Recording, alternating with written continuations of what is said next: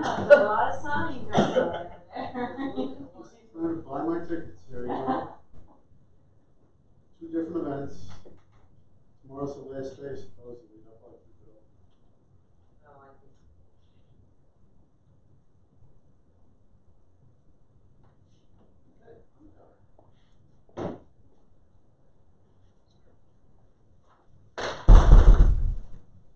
She's sick. Everybody stay away. Yeah, don't sit there, Everybody baby. stay away.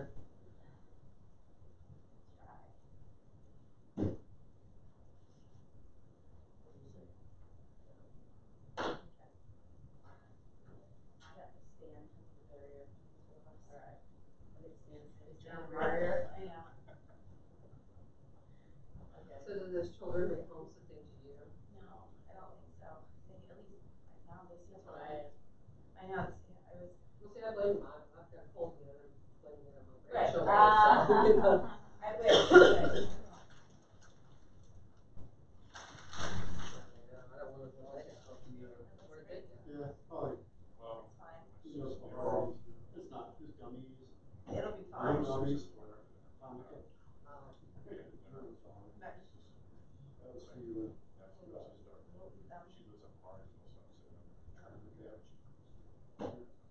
Candy. Lollipops or whatever. Right. Alan. I'll be very happy. You probably leave it in your car for 2 months. No. Yeah, that's what you said. No. My kids just came home and they're like,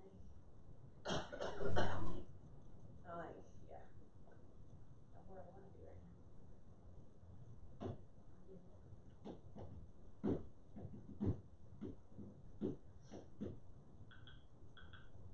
Join the meeting.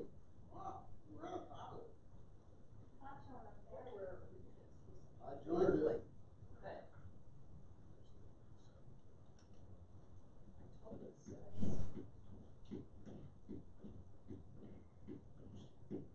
It's just unusual for me not to be here all day. Maybe talking to, And I always need something for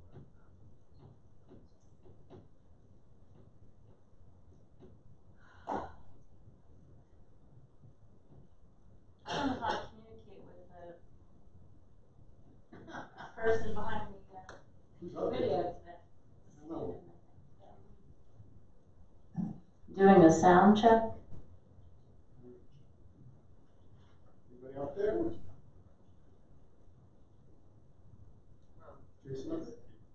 No, Jason is not up there. We have a student who's reporting via that camera and we're streaming live. Oh, he's not using that one. Okay, I was wondering. Good. That makes sense. All right, everything looks good there. Carpiani, testing 1, 2. There it is. This is on microphone. Let's get 1 year. This is on my, I think 20 years. Or gavel. Or gavel. You can get a gavel. Oh, Phil already put that. I'm buying Just so a you know. gavel as my retirement present to you. We're on Facebook now, so.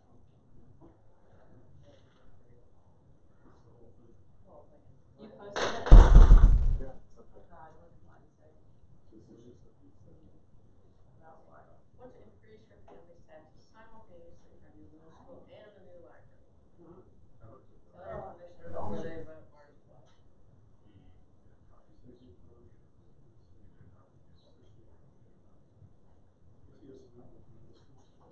No, he doesn't know those folks.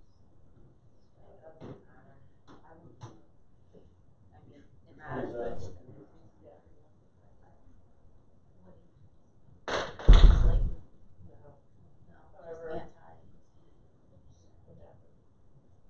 We gotta update. Yeah. They're going back to the alliance.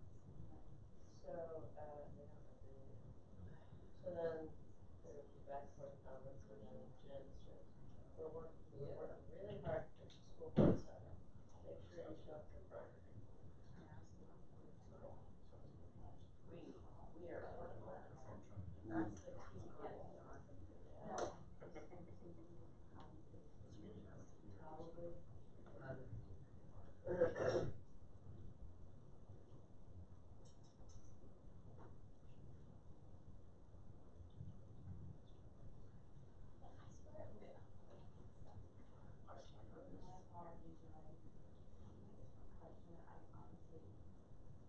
Say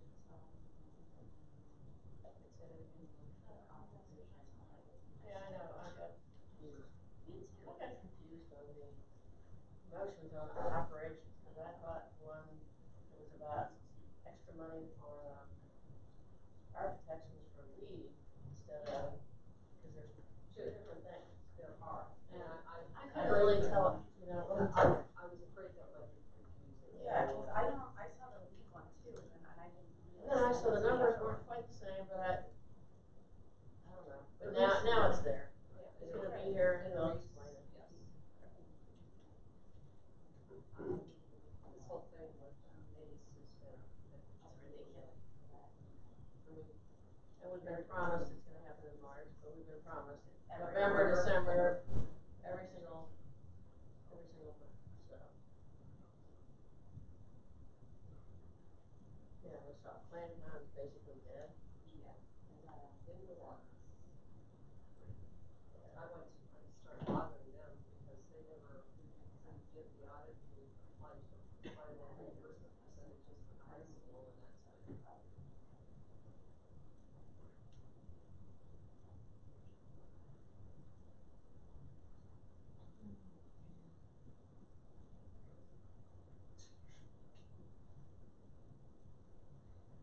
Mr. Engineer, what you.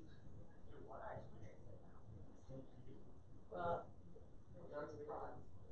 correction, whatever. Right, but how, it's You refresh? oh, it's the, The third icon. yeah, you know, I see it. I swear it wasn't, details weren't there this morning. What? The details were not there this morning. They were not there. That's why. 5 statements. Huh? The statements were not there, like we added to the top. But I didn't see the it. motion's been there since. The motion, I saw the motion, I did not see any attachment. But Oh, right, the attachment, when was the attachment edited? The attachment's been there. One attachment's been in there, but not the No, other one. well, here's a great distraction, let's But I'm let's talking budget about some. that. That's always been there. I didn't see it. All I saw was the text on that one. I can do wrong, I make mistakes every once in a while, not very often. We can make face. Presentation. How do, how are you? I'm going to give this back to you, she's away. It's not a presentation, it's just the same thing as in the other one, so I don't know if that's a mistake. Over to this side of the table. I am over here, oh no, that's okay, but generally, How are you? yeah, she's coming. She will be. Word, they want me to It's in rows. It might be better, I don't think I'm contagious anymore, but I've had. See here, stay away from Sarah and stay away from. Oh, you're sick? Oh. Just so we're not. We're not. Okay, thank you. Well, it's cold, and that's it. Oh, But. I'm gonna deal with it. Did I answer your question? I'm trying to get the attachments and I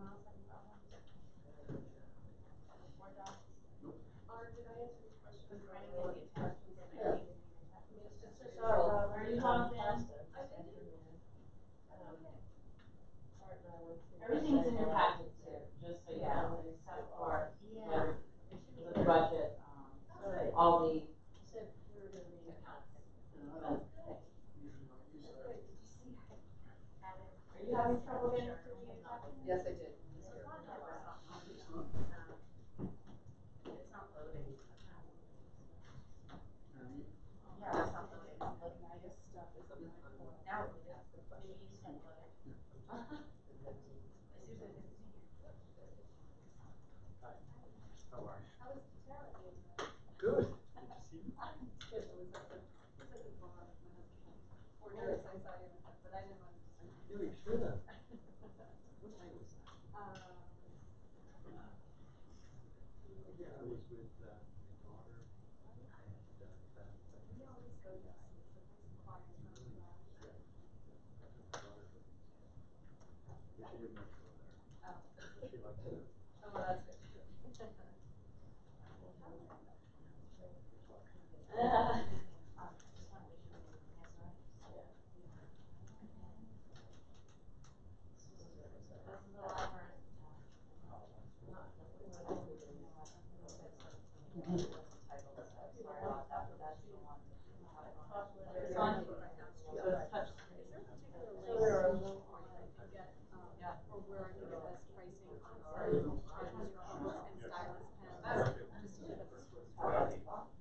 Hold on, but I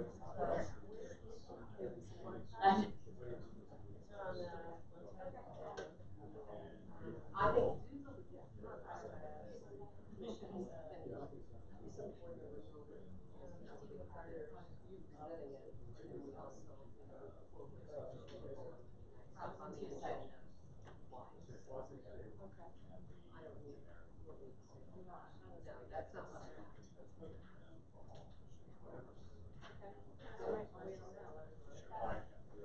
let me get you that link right now. Yeah, the student council had done this awesome survey, like just asking people kind of what they wanted, and then categorized it by helpful, not helpful, whatever, and like stylus pens came up a lot, and so the charters, it's screen.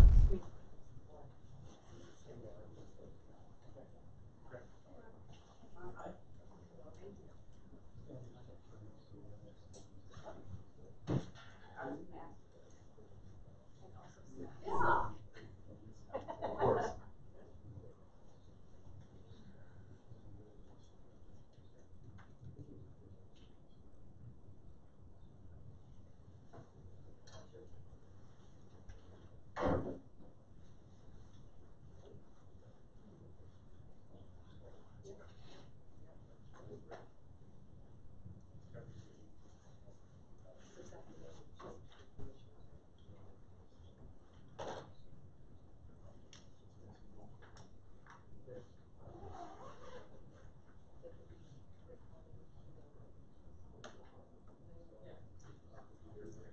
Yes, they did. You can ask them. See on camera, she could see us. I knew you were thinking about the camera was pushed straight back. Oh, yeah. Yeah, It was tough to see. It looked more like he was just crouched down there. You couldn't tell. I was begging for it. It was a little uncomfortable sitting next to him. There, right? Text him and see if he. Right? yeah, that's what he told me.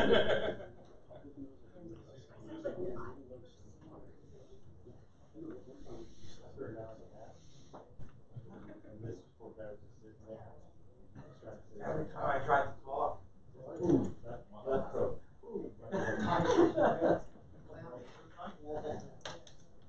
And then it all melted by itself, so annoying. Turn two of them. No. Getting there. Yeah. Three Yeah. of those. By the end, there's one there. Make it back. There always needs to be something.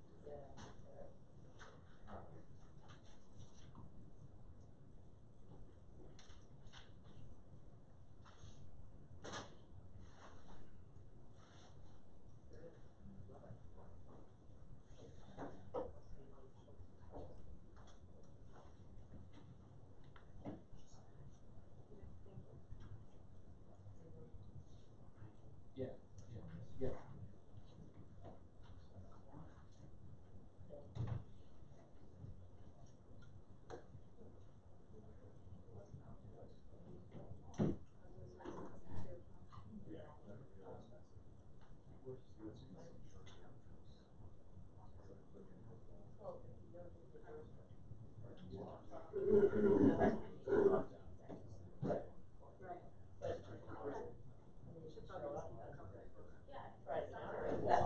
Yeah, I ordered after I went. Had it on the refrigerator.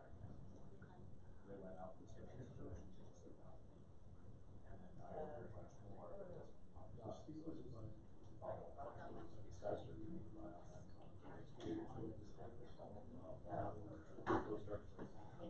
Right, yeah. And it's the same price for bulk order. Oh, yeah. I was gonna say, because if it is, if it was, she never, I never know if there's a way that Yeah, kids he's feel calm on we something. can buy from Amazon, it's sold directly by. So is Amazon product also directly by Amazon? Yeah. Yeah.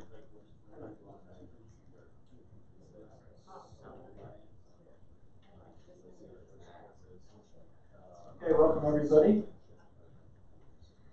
Today is February 21st, 2019. This is the Upper Dublin School District Operations Committee. And I will call the meeting to order. We have two presentations tonight. First up, Marie Fazil from Dewey Engineering about lead commissioning.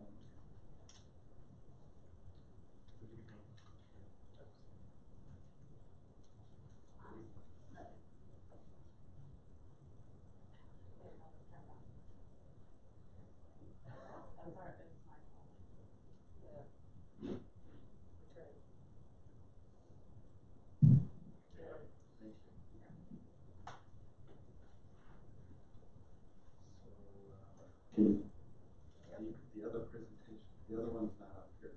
Is it two different tabs? Yep, the one that says Microsoft. Oh, sorry, okay. There you go, thanks. All right, good evening. So one of the things I wanted to cover today is, as you're aware, we're pursuing the ACE grant, the Alternative and Clean Energy Grant from the state. And I think you did receive notification that they extended the meeting date to March 26th. It was supposed to have been originally in November, then it got moved, and here we are, we're waiting for March 26th. They were kind enough to contact us, the director there, and I think he spoke to Steve also, and Brenda, and myself, and the indications are that we are being recommended for it, but certainly he couldn't commit to whether or not we would get the grant, but the indications are that our application is well received. So with that understanding, I was asked to look at, okay, what does it take to keep us in the game or in the grant picture, so to say, because if March 26th comes, we're losing all this time again. We also have a end date to bid the project, and we have things that we have to do. So looked at that, and everybody's fear was this is a big number. I mean, every number is a big number, but I was able to work with the architect. As I had told you, we had and got proposals from the commissioning agent. That is a prerequisite of LEED, is to have an independent commissioning agent, and I'll go over those proposals in a minute. But in their proposal, we were able to pull out the scope of work that's necessary from now until past March 26th to keep us in the game, and the architect's fee and our effort. And the total potential commitment at this point is $37,835 would be the commitment if we decide come March 26th, let's just say we do not get the grant and decide not to pursue LEED, then that would be the commitment that would be have been made towards it that would not be recoverable. So that's really the information I wanted to share with you. I think the board just needs to decide that, because the team has to keep moving or decide that we're not going to pursue this. If you remember, I have here, I'm supposed to do this, yeah, okay, the LEED scorecard, and you know, to get gold, we have to be at 60 points, and I also told you that we are now required for, if you look on the top left corner, it's LEED version 4. This is the first LEED version 4 project we are doing. Most people are doing. It's a new one. It's much more complicated. It's much more difficult to achieve LEED gold. And the Sandy Run site being not necessarily in an urban area also doesn't necessarily help with the points. But we believe we're on target. If you recall, there's a big solar component, and we're spending a good portion of that $2 million towards it, but certainly I don't think we would be pursuing this if we don't get the grant. So that's why I wanted to let you know what the potential commitment is on that, okay? I can just show you, and then we can come back to questions maybe for all of it all together. I can also just show you, so the proposals we got for the actual commissioning agent, that's these ones. We sent out a bunch of them. We got these 4, we thought were going to submit a proposal. We ended up with 3 proposals. And you can see, based on the proposals received, the best value proposal was from Aramark. So that is what is being recommended. But as you can see, the total cost of the commissioning is $125,705. That is pretty much right on target with our budget that we had for the cost per lead. So it's pretty much on budget with that. And out of the 125, we'll be spending the 12, whatever that number was, 12.8. 12.8. Yeah. The number that we'll be spending out of this 125. So just to put the whole picture together for you, that's it. I also, since I'm up here, just wanted to give you 2 pieces of good news. One is we were just at the Planning Commission, Upper Dublin Township Planning Commission this week, and we got preliminary final approval from the Planning Commission, so we're now just left to go to zoning and the Board of Commissioners. So we've gone through that process really well, good cooperation from everyone and good effort from everybody also. We're also working on the modulars, and Bill just told me today we've been working again with the township. I told you we would try to look at some alternate designs for the foundations for the modulars. And we've been able to get everybody on board with that. There'll be a $50,000 credit coming back on the modular foundations, approximately $50,000. We've got to work out the final details, but that seems to be panning out also. So 2 pieces of good news. But the decision for you is whether or not we should stay in the game for the pursuit of the grant pending March 26th. So what will happen is, we'll design all the systems, for example, the solar and all. It could still be an alternate bid even after March 26th for some of those components. But there's some work that just has to continue to be done, such as the acoustic work. There's acoustic prerequisites, there's material prerequisites, there's just work. The Aramark commissioning agent has to do a design development review and has to look at the specifications for commissioning. It's all prerequisite requirements of LEED. So, is that good? Any questions? All right, yeah, thank you, Arif. And to clarify, down in the reports and recommendations, we have the possible recommendations to forward to the general board if we agree on that. But before we do that, anyone have any questions in the committee for Arif? Stan? How much is the LEED grant do you think we'll get, or possible amount? So we've been very successful getting the full $2 million for all our previous projects. That's what we've applied for. That's what our application is in for. How much we're going to get? I mean, typically we've never gotten less than the $2 million, but I also haven't had to wait 3 meetings. So, just being honest with you, I don't really have any control over this. I don't really have a good answer as to what we look at. Several weeks ago, Ms. Bray and I were on a conference call with the gentleman that is partially responsible for approving the ACE grants. All signs from that conversation were that our project has been recommended for approval. And we did ask at that time if there was any way that they could schedule a meeting between now and the March 26th date so that we could have a little bit more comfort knowing that we're actually approved, and there wasn't. However, I think I'm exceedingly confident that we're going to get the grant, and I've communicated that to the board. So I just wanted to reiterate that. Thank you, Dr. Young. And it wasn't like the meeting was, the meetings were canceled or postponed. That's the reason why they weren't considered at them. It's because the meetings actually didn't, for the weather or other reasons, the meetings were canceled. It wasn't that our application was reviewed and they hadn't made a decision yet. Is that right? No, our application, we've been told they love our application. Okay. Just real quickly, for those in the audience not as up to speed with some of us on the advantages of applying for the $2 million. I mean, in addition to being gold certified being gold LEED, there's also some financial benefits for the district. At this point in time, what do you think the district will be netting out approximately? I know it changes from time to time. While Mr. Vazilla is doing that, the LEED grant we applied, the funding that we stand to get is about $2 million. There is about $1.4 million in costs that we would incur for items that would be part of the construction.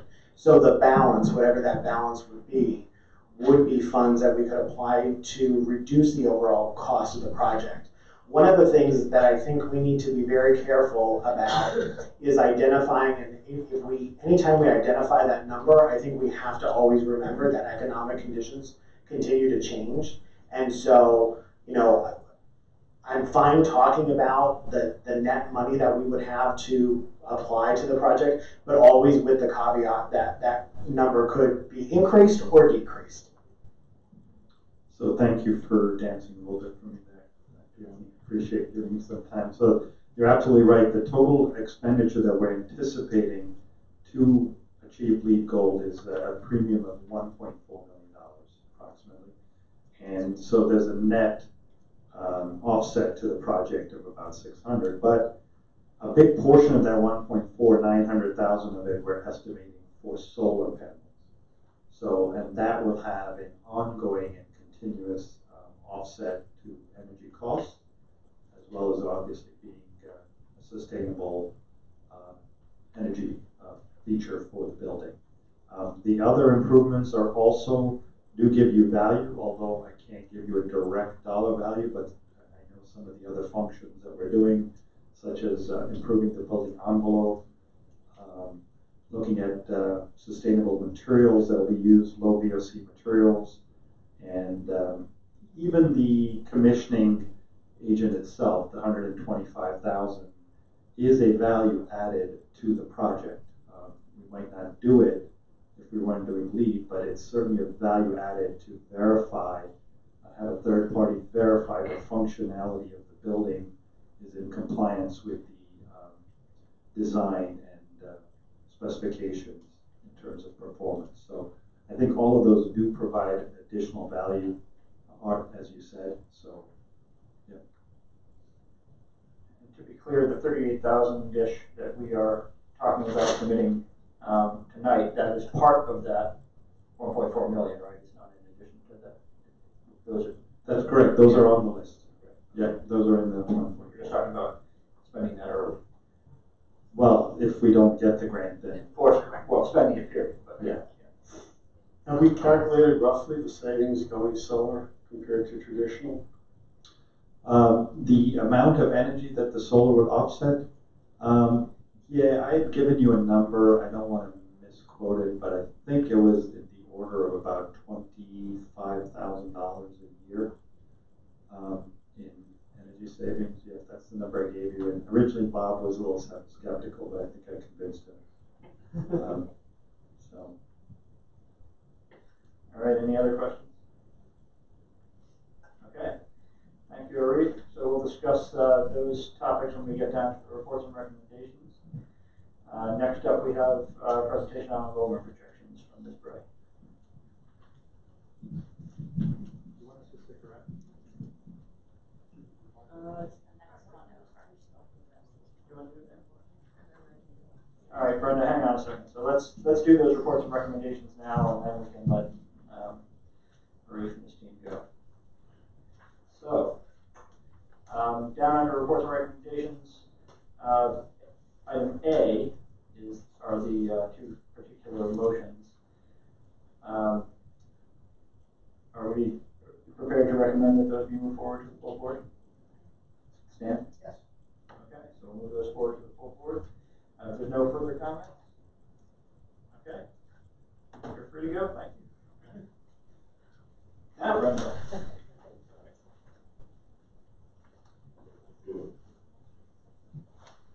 Next one up. Thanks, Arif. Thank you.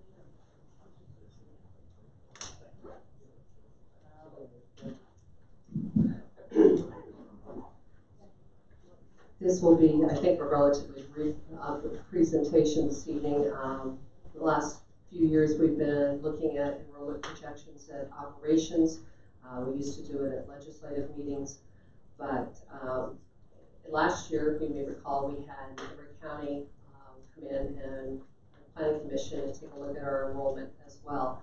And so this is just our standard projection that we do every year based on current enrollment as of October 1st, because that's the date that is required for official enrollment by PDE. And you can see comparisons back to 2008. We used to do them on September 1st, but we've changed the date by a month. So we had 4,053 students on that date, October 1st of 2018, 1,783 K-5, 937 at the middle school, and 1,333 at the high school. Retention rates, in our model that we use here, and it is rather simplistic, but we use a 5-year average so that it takes out some of the peaks and valleys within the calculations when we do the projections. So we look over the last 5 years and calculate the retention rate moving, and what that means is moving from one grade to another. Kindergarten to first grade, first to second, etc. So what I think is most interesting is we again see that 4,053 over at the left-hand side in 2018 and 19.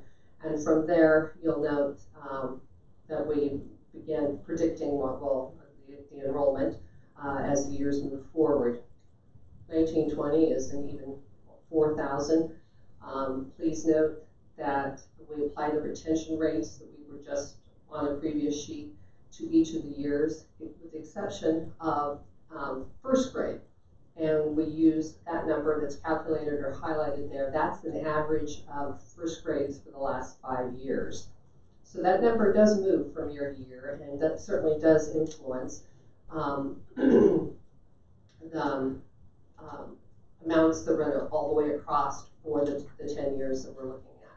So 289 is the number for first grade from 2021 through 2028. And then we back in to the amount for kindergarten at 279. And it is quite a drop for the current year compared to the 292 that we currently have in our kindergarten, or did on October 1st. I think that number has changed. So we see that we're fairly stable. There is a dip, which we've talked about a bit, 3,975 in the year 25, 26. But nothing alarming. And then if you look at the enrollment projection using 0 as the axis or as the base, it really does appear to be very, very stable over the next few years. It's very important to look at those enrollment projections every year, particularly when we're into a building project. Okay, thank you. Any questions or comments? Sarah? So how accurate has this model been for us in the past? I think overall it's been fairly accurate, in my opinion. But you can go back and look at the actual enrollments. We don't roll them out every single year and do a comparison backwards. And some years we are off because kindergarten will increase, or you'll note if we were looking at the retention ratios, for some reason between 9 and 10, we seem to have students a slight reduction, and that's been going on for quite a while. But overall, they're fairly consistent as much as anything when you have a number of assumptions. And the further out you go, the less reliable they become, just like any projections. A couple of years ago, I think when we had the restructuring task force, I did an analysis of how accurate this model was by comparing what it would have forecast in the past to what the actuals were over, I think, something like a 12-year period. I don't have it in front of me.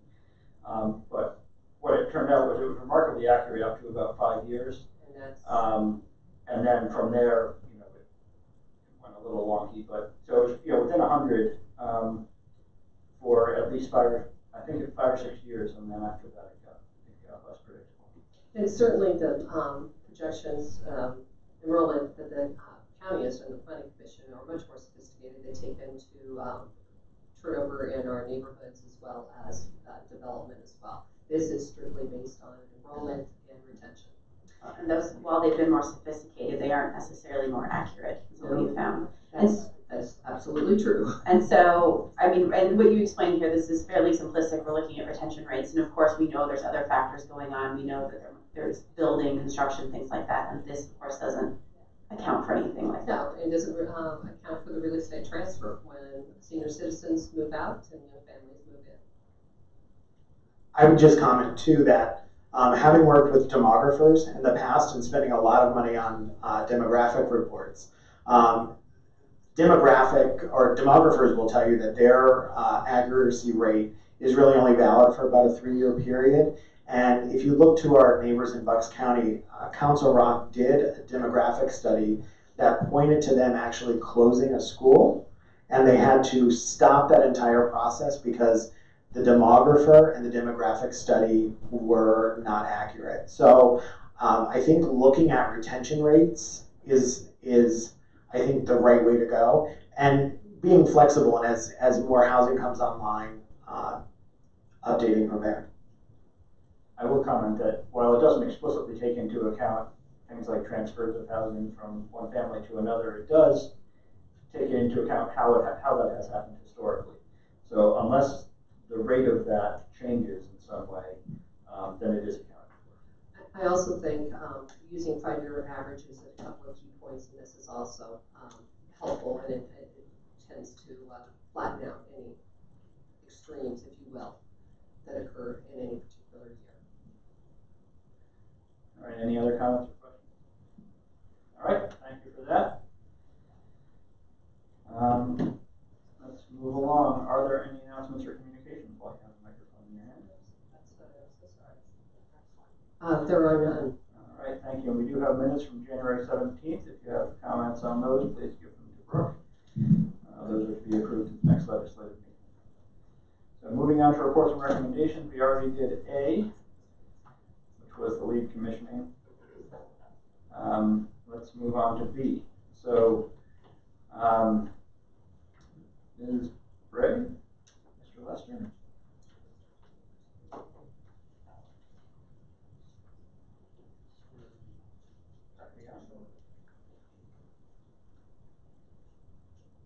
So item B is considering the approval of an increase to the architect's contract.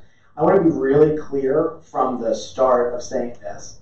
We're going to talk about a much cherished part of the building, and I want to send a very clear message that we are not tonight saying that that cherished part of the building is definitely going away. There are a number of economic factors that are outside of our control. So we need to be proactive rather than reactive and have our architect draw up plans that if we bid the project and the project is over budget and over the threshold that the board is comfortable spending, that we can delete or that we can take those items as an alternate delete. The component of the building that I'm speaking about is the planetarium. Now, we are going to be asking, if the board approves this, to have the architect draw up plans that would rework the mechanical systems and the HVAC systems. In the packet tonight is an agreement for Breslin to be able to do that. The materials that will go live in the board packet tomorrow have very clear statements on the actual document that we are not talking about definitely eliminating the planetarium or definitely making any decisions right now. We just have to be prepared for decisions that may come down the road. Last week when we were meeting with Arif and his team, we were told that one of the Council Rock projects just came in $1.2 million above budget. And there are several other projects in the area that are trending over budget.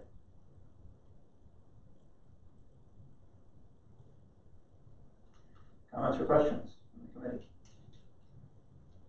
Sarah? So I understand that we have concerns about the budget overall. For me personally, and considering the new middle school, the planetarium is an essential part of it. And so I stated earlier, and I have that commitment that I support the new building with the planetarium and only with the planetarium. So while I have no objection to passing this to the full board for the next legislative meeting, I will likely vote against this because I don't see the need in spending it this fee, because I wouldn't be approving a building without the planetarium in the first place. And I would just like to be clear that no one tonight is saying, I just wanted to be clear for people that aren't in the room and that might be watching, that no one in the room tonight, at least from the administrative side, and I believe the board side as well, that are saying that we endorse a building without a planetarium. One of the things that I've heard over and over again since I've come to Upper Dublin is that the district is reactive, not proactive.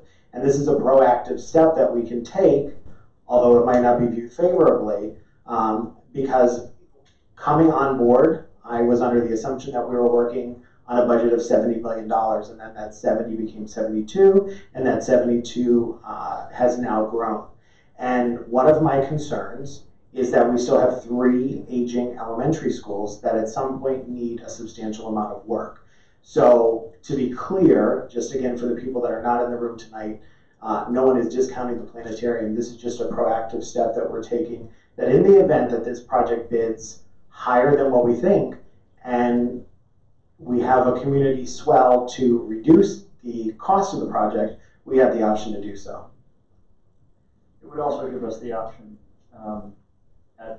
once we open the bids, if they do come in over budget, we can have a conversation and decide, we'll know exactly how much the planetarium is because we'll have this as an alternate, and we can make a conscious decision about whether it's worth whatever that amount of money turns out to be. To be clear, I'm a big fan of the planetarium too. I think it's part of what makes Upper Dublin special, and I especially think that it's not so much I'm a fan of the planetarium, but the curriculum that's delivered in the planetarium I think is really critical. And I haven't yet been persuaded that there's a better way to deliver it.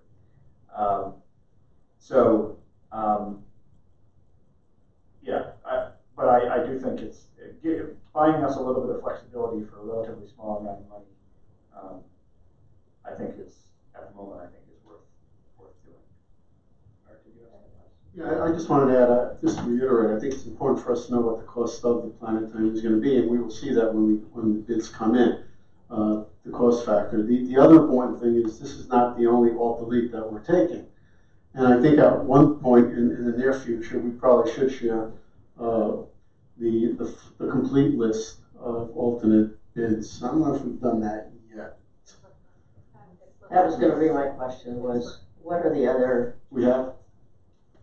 other possibilities? Okay, that's all. And I think we haven't scheduled it yet, but our intention is to schedule another town meeting, and I think the alternates will be a significant topic at that town meeting. So I do think this is an appropriate topic for a town hall because, as Mrs. Rothman pointed out, there is, and Mr. Sirota has also pointed out, there's a fair amount of passion behind the planetarium, and I think for the community's understanding, what would serve us well is to understand what all of these different spaces cost so that we can have the conversation, and if that means the project is a little bit more, there's a comprehensive community understanding of what that looks like. And so if we go over budget, what does that look like for the building? What does that look like for debt service? And what does that look like for kicking the can down the road on other projects? We may bid this project and we may be the most desirable project at bid time, and we may get bids that are very much in the district's favor, and we may not have to look at all deletes. But I do think sometime in the month of March, it would be worth having a town hall meeting so that we can discuss openly and not in a board meeting setting where people are limited with public comment and what have you to talk about all of the possible deletions. I do want to also make one more point. Some of the costs are being driven in this project not only by the economy but by our own township. And I'm not trying to lay the gauntlet down on the township, but I'm not trying to lay any bad press at their feet. But they are requiring a lot of road work and site improvements that are above and beyond, in my humble opinion, what we should be asked to do. There's a school on the site now. There will be a school on the site when we're done. And so we're being asked to do an alarming amount of work that's costing an alarming amount of money. Anyone else? Comments or questions? Joan? My question was gonna be, it's mostly been answered, that it will be answered in the future, but what some of the other options for alt deletes would be, and so that it's not just the planetarium we would be considering. There are other potential options.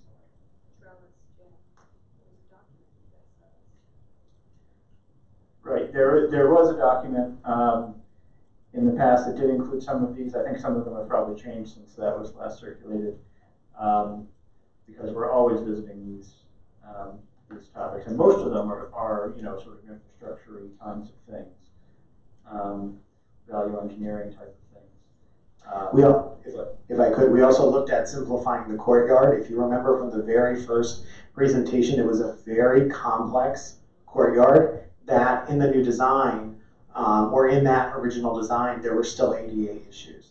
And so one of the things that we were very clear with the architect and professional team was that we really needed to scale back and simplify that courtyard. Things like the trellis that would be outside of the cafeteria that really would give minimal blockage to sunlight would be a substantial savings in the project. Because not only obviously do we pay for materials, but we also pay for labor, and time is money. So anything that we can do to shorten the duration of certain aspects of the project also does save money. So when we do have this discussion, are some of these items for definite deletion? Is that one of our options? Because we don't think they're even worth doing. And some of them will be alt deletes because they're things we want to do unless we get to a point where the cost is just too much. The things that are for, to use that term, for definite deletion have either already been deleted or wouldn't be presented because it's too late to substantially change the plans. It just incurs costs like these to make a change. What we're talking about discussing more publicly in the future is a list of things that would affect the community that really will be optional after bid time when we see the bids come back. So even the trellis and probably the courtyard may not be in that list. There will have been a decision made on where to go with those, but it will be things like the Ox Gym is one we've discussed in the past. Planetarium, if we decide to move this forward, would be one. I'm trying to think what other. Oh yeah, the turf field in the northwest corner is one. That actually is being written. We've been using the phrase alt delete. That one is being written right now as an alt add. But either way, it's sort of the same concept. We will know what the actual cost is after bid time and can make a decision on it. I think what's the main point in all of this, and the reason why we need to have these conversations in public, is when we go to bid, when we either accept a delete or not accept a delete, that's when you save the most amount of money. So let's say we don't opt to take any of the deletes at bid time and we actually start construction of the building and then decide, ooh, costs are trending really high, let's lop off part of a building. You get minimal savings. So what we have to do is look at all of these areas that are important educationally, important to kids, important to the community, look at them, their dollar amount, and then really at bid time have that examination about and those conversations about whether we're going to accept them as deletions or not at that time before shovels go in the ground. Rob. So I just have a general question in terms of when we're tasking Breslin to do this specific call delete for the planetarium, and I think what others are saying, if there's other possibilities, could we not also task to be able to, so that when we were given the information in regards to whatever they might be in terms of cost, that would also be done, especially if we're looking at a March town hall meeting, so that we have that information available to us. Yeah, so I think when we look at some of the other things that are deletes that we'll be recommending moving forward, there are some things that require a retooling of the building systems and some things that don't. And so this is one of the things that requires retooling of the building. And we're looking over at Mr. Lester and Ms. Bray to think about what other things might need new drawings. This might be, this is it, right? I believe this is it. A lot of the other alternates that we'll see are going to be different types of flooring, terrazzo versus tile flooring. Really quality of finishes would be in the alternate list. I think in terms of drawings, this would be it. And for two of the deletes which are alternates, because one is an ad, the turf and as well as the Ox Gym, we've been talking about those in that regard for quite a while. So we've been heading down that path already. And to be clear, part of the reason the planetarium came to us late, it was for a significant portion of the schematic design phase in the middle of the building. It wasn't really a deletable thing. So it was not even a realistic idea for a significant portion of time. All right, so what we have before us is a proposal to move this document in agreement with Breslin forward to have them redraw some documents. Are we prepared to move that forward to the general meeting? Okay, thank you. Next up, window replacement change order, Mr. Lester. Yes, we have our first change order for this project. As in any renovations, as you start digging into the building itself, you start to uncover unknowns. And this is our first unknown that we've encountered. It was actually during field measurements by the contractor that they took measurements of the window to make sure everything is accurate on the drawings. So what they're finding were the width of each window bay was changing a little bit, within an inch, but almost every bay was a different size. Nothing was standard. And as also part of their field measurements, they were directed by the architect to actually remove a window section to make sure it was feasible to go with the plan. So we know now, before they actually start the full project. What was discovered is the window mullions, the vertical aluminum pieces you see between the windows, are not vertically structural. Every fourth one is a column, and it is structural. The pieces that you see now do not support the gravity load of the windows. They were designed to be a wind load for the entire wall system, to keep the wall system from flexing in and out. So what this change is, the actual panels that we have for the windows need to change to support more of the gravity load of the windows and the panel system, particularly on the two-story section of the building. This brings up actually a point which Stan asked our last meeting. Instead of having insulation panels and window panels, why don't we have one giant panel that just stands in place? Well, that's what this is turning to. The window man. So this information was presented to Graham, who's actually the manufacturer of the windows. They're one of the largest for commercial windows in the United States. They're actually a Pennsylvania company. When they took a look at this, they recommend that we go to a single panel system with an integrated frame, which will actually result in a better system for us. So instead of having seal joints between the panels and the windows, this will be one factory tested and installed system for each window bay. So it will be a larger panel, but it's one piece, less likely for any air leaks, water leaks in the future. So we are getting a better product for this. The total cost for this change order is $101,300. We did a lot of investigative work with the window manufacturer. The contractor spent a lot of time here. The architect spent a lot of time. On days where students weren't there, we actually took apart different systems in the building. We were in the ceilings, took bookcases apart to actually get behind them, see what was happening. And this is the best product, the best price for us now.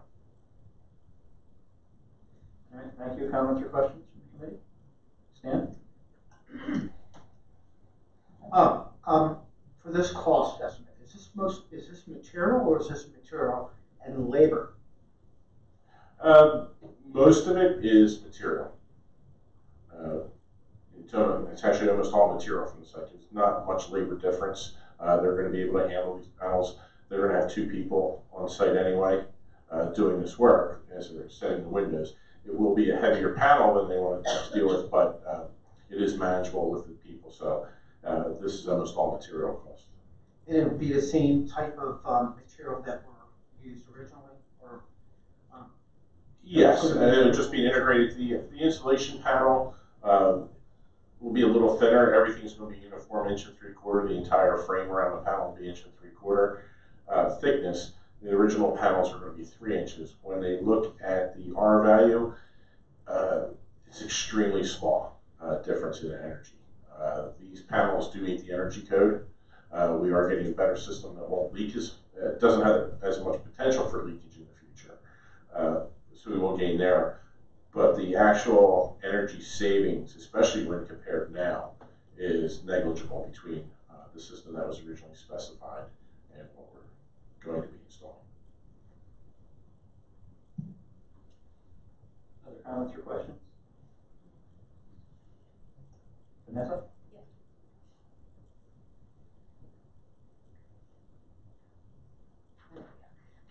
Just briefly, do we feel confident that we've maybe hit all the road bumps, so to speak, or the speed bumps?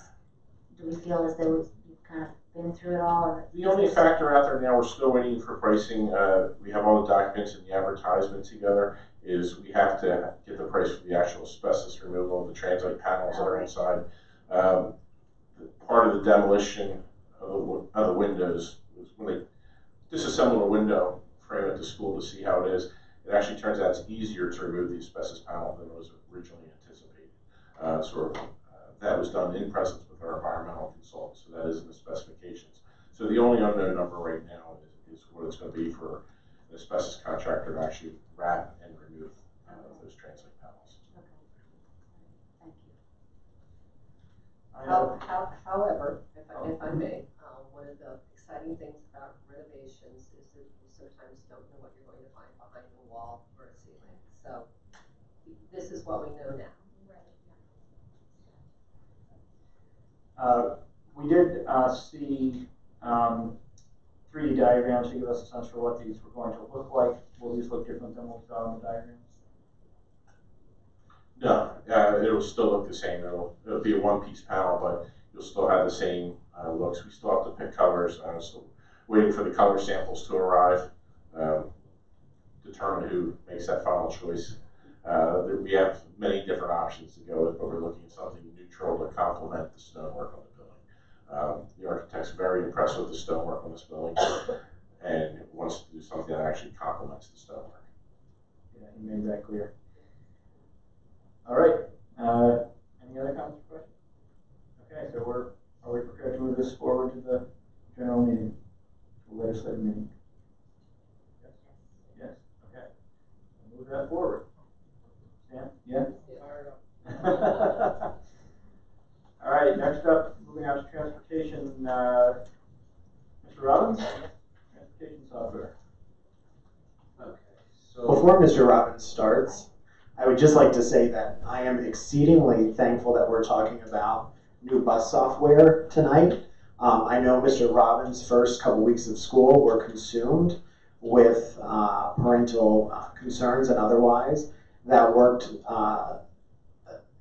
all the way up through the administrative ranks. So I think I really applaud Mr. Robbins for bringing forth tonight a new option for some better software. And as Dr. Yanni said, we did have our struggles at the beginning of the year, and from my understanding, it's been that way for the better part of at least the last 4 years with the startup, due to the fact that the routing software that we currently have is insufficient. As I jokingly told Mr. Sirota on Tuesday night, I at least wish that it was a disc, because then I could at least use it as a paperweight, because that's about what it's worth. So I vetted 3 different software companies, Edgelog, TransFinder, and VersaTrans. They are probably the 3 most popular in pupil transportation software. Edgelog came in at the most expensive, $51,000 for year 1, $39,000 for each additional year. But with that, Edgelog does not work with the current GPS that we are using on the buses, which we just started using at the end of January. So the next one was TransFinder, which is one of the most popular routing software companies, but they don't provide a parent application or work with our GPS. They came in a little lower at $31,940 year 1, $7,350. Year 2, with no option for 3 or 4. And VersaTrans came in. They have a parent app. They work with the current routing software or current GPS that we have. They came in at $32,920 for year 1, $13,500 year 2, and $13,995 for year 3. Even though they're a little bit more, the fact that we would be able to provide parents with real data as to where the buses are, where their students are, I think it would be in our best interest to go with this routing software. Do all of our buses have GPS now? All of our school vehicles, buses and vans. Okay. Okay, any comments or questions from the committee? Or from the rest of the board? I just, again, can you reiterate what this will allow the community, the parents, to do?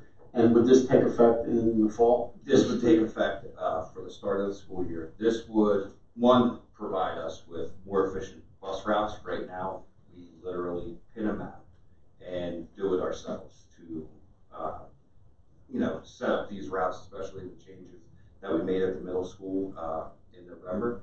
So this will allow us better routes, more efficient, and it'll guarantee that students get picked up on the right side of the street, because we can program it to do that rather than have students cross in front of the buses. But the fact that it has a parent app, I've received several emails since I came aboard last April. I know Dr. Yanni and Brenda both received quite a few regarding parent applications, because other school districts use it. In these parent applications, they can go on and they can see when their bus is within 5 minutes of the bus stop. How about non-public? We could roll it out to the non-public parents as well. So what other districts have this software? What are the reviews, that type of I reached out to my counterparts at both Montgomery Bucks Pupil Transportation Association and DeVasbo, and 2 of the school districts that got back to me regarding this, Colonial and Quakertown, have been using this for over 15 years, and they have no issues. When they call for any software updates or anything like that, they get immediate assistance. I know my counterpart at Pennsbury, who I worked with for 15 years, when I asked him about Edgelog, which is what he's using, they just did an update 2 weeks ago, and they are still not back up online. So unfortunately, you don't always get what you pay for there. But the reviews have been good. VersaTrans and TransFinder, the 2 top dogs in the industry, and in my opinion, VersaTrans would be our best bet. Thank you for doing this. I'm very excited. Was there? Okay, questions since they're an engaging conversation. So I'm going to just lament the fact that I think we not too long ago did approve the software that we've been using, and unfortunately it's not meeting our basis. I guess the question specific with Versatrans is beyond just a parent application. Does that also provide for you aspect of communication so that if there is something wrong, communication can also be quicker out to the parents as well? Yes, it actually has its own built-in school messenger service like we use now. It's a lot easier to use than the school messenger service that we use now. We can send text messages, emails directly to parents. I can record an audio and send it out, just as Dr. Yanni unfortunately has had to do the last couple weeks with school closings or 2-hour delays, but it has all that built into the software. And in fact, we wouldn't even need to have it, like right now we have to go into our student information software to get student information about students. We wouldn't have to. It brings all that information right into the routing software as well, including the pictures that we post. That was going to be part of my question, integration with other existing systems or other future systems, since some of those are under review. What kind of training, how confident are you in our ability to wrap our heads around this in time for the fall? It's very user-friendly. I feel very confident, especially based on the training that they have included in the quote that they provided us, that we should have no problem mastering this system by September. Is your intent to go, maybe I'm asking this too early, but is your intent to go use this and be ready, or we're going to do sort of a parallel system rollout for the first, or what, how, too soon to ask? Well, they would be able to, depending on when we move, they would be able to pull our current information from our GPSs to help prepare the routes for next year. And we would also provide them with our current routes so that they can put them in there and then we can optimize from there. If I could, because I've been around for the last 4 years with the other software that works so well, I don't think it makes sense to run parallel. I mean, I've even looked at these software, and Chris was nice about Edgelog. It's expensive but clunky. That's what I've heard for several years, and the other two are well reviewed, but he's done the research. So I think the first Versatrans will be a good choice for us. I am curious about when we talk about a parent portal with GPS data for the buses. I'm curious about how authentication and privacy works for that, integration with other parent portals that we already have, if there is any, other related topics. Currently, right now, we don't have a parent portal that we use. Well, not for transportation. Yeah, for transportation. So this would work separately from any other parent portal that we have. It would be a cell phone app that they could download. One of my biggest fears when they first started rolling out these parent applications was security. That was, for a few years, my biggest argument against having a parent application, because your kid's getting bullied on the bus. You find out where that stop is, you follow that bus on the app. This only will notify them when the bus is getting closer to the stop. We could also use it to inform parents when buses are running late, if buses are running early.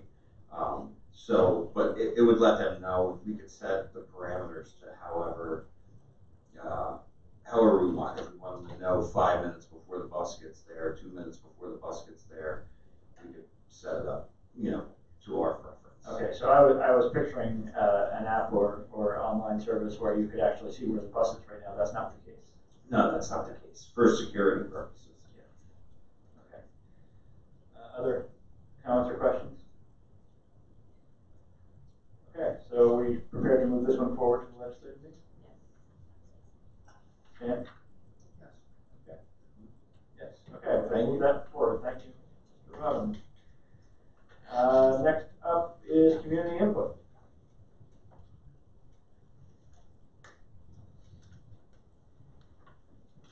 Jen Kuznets, Fort Washington. Just a few questions about the presentations, and then I have some other facility stuff. The Fort Washington window situation, will those lower classrooms still have doors out to the playground? Is that still in the plan, or has that been nixed? Just curious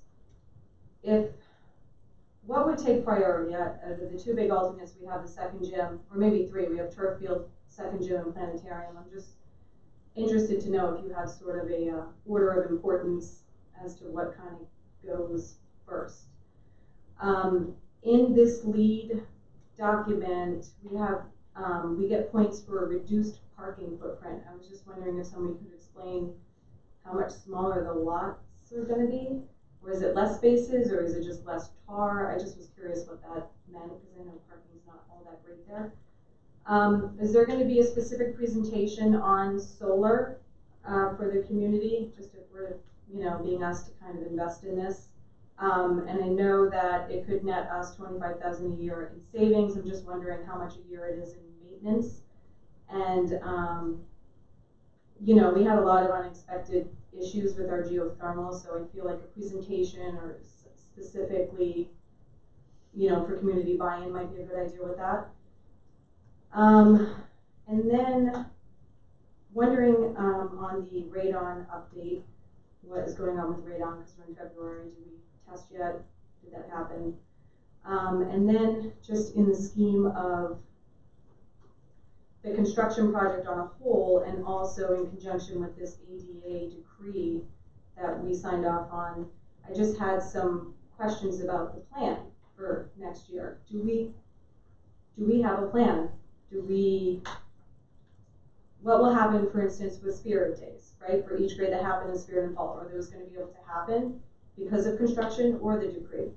The Camp America team building trips, are those allowed to happen? Robbins Park, Franklin Institute, those kinds of educational programs, will those all be able to happen? I think the community needs some reassurance about some of this stuff, because the decree is a legal document. The press release that came out made it seem like we could pick and choose what we're going to do. I don't think it works that way. I feel like from what I read, the parents have to sign off and be happy with whatever it is that was stated in there. So 6th grade stomp, 6th grade swim and gym, will those happen? What's the plan for the mile run? That might be more of a construction, I'm not sure, which is required by the state of Pennsylvania. Are those kids doing that run? Where are they doing it? How's that happening? Will students be able to go outside for their daily free time at lunch? Is there even space for them to be out there? What's the plan for sports? I know we say there are no home games. Not sure if there's no home outdoor games, or if that includes wrestling, if that includes basketball. And how are we busing all these students to all their practices? Are we hiring more buses? Are we hiring more staff? Are we paying for overtime? Is that already in the budget? How are we getting everyone to where they need to be?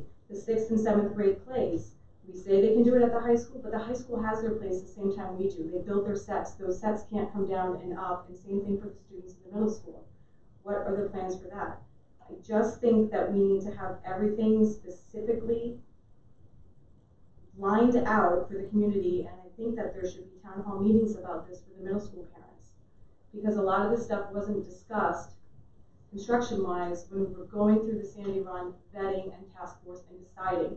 We don't think anybody said, and your kid's experience might be severely compromised. There was never discussion of no sports happening there outside or any of that. So I just think we need to see a plan, please. Thank you.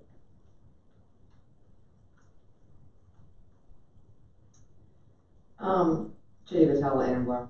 I was wondering, besides the fact that we have 300 fewer students in our student body as we're building bigger buildings, I'm wondering if we also look at other statistics about what our free and reduced lunch rates are and the demographics of the people that are in our school district. Also, I want to emphasize more the doors, the window project I have been begging for, obviously for Washington, for, close to 6 years now. But the doors is really troubling. To not have those doors in those classrooms downstairs and even upstairs, out to the playground upstairs, for the first and second graders is scary to me, not to have that access for those kids. I really want to know what's happening with those doors. I know internally the staff is worried as well. I think it's interesting that the township is giving us a hard time. I have no doubt. I have seen some of their meetings, and I have issues with them as well. But it is funny how we were going to work with them on the bus depot. I really think we need to work on our relationships with the township and the school district, because at the end of the day, as I've told them and said before, it's all my one pocket. I don't care. We actually have the luxury of sharing the same borders with our district and our township, and that's fantastic. We should use it better and work together. The increase in fees and having to reduce things in our building. I have said from the beginning, over and over and over again, it's a project we could not afford, and we still can't. And we're not supposed to lose anything that we have now, right? And I wonder if Arif ever decided that he might reduce his 4% fee, because he gets a 4% on the increase and all these upcharges. Just wondering. The $70 million number we came up with was supposed to be, that was the pie in the sky number. We weren't supposed to get to that. It was supposed to be something less, and we had room to move up to 70 million. And it's interesting to me, not interesting, I expected it totally and completely, because when I do a project in my house, someone gives me a price, I absolutely plan on spending 25% more. And that's a little project in my house, let alone a $70 million project. It's really upsetting to see that now, what we were talking about.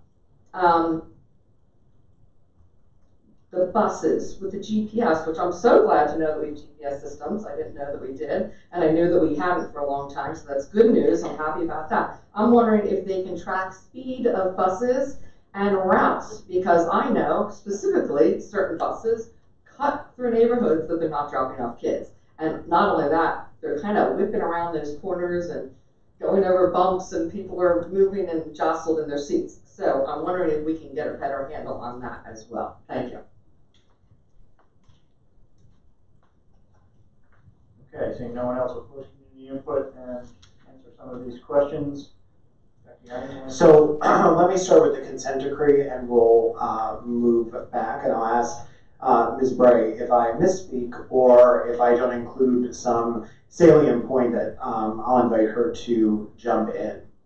So the consent decree has gotten a lot of attention on social media lately, and the biggest part of the confusion and angst is the no outside. The vast majority, of the middle school site will be a construction zone.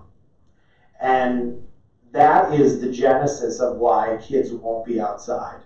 It's included in the decree, but the decision is not because it's in the decree.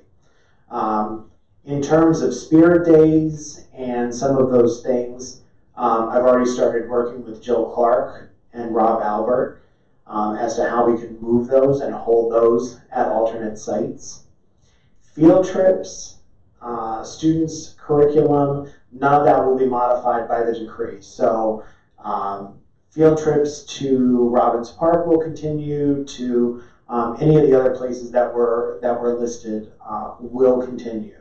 We've been very clear about that with our special education department and also with our teams of teachers.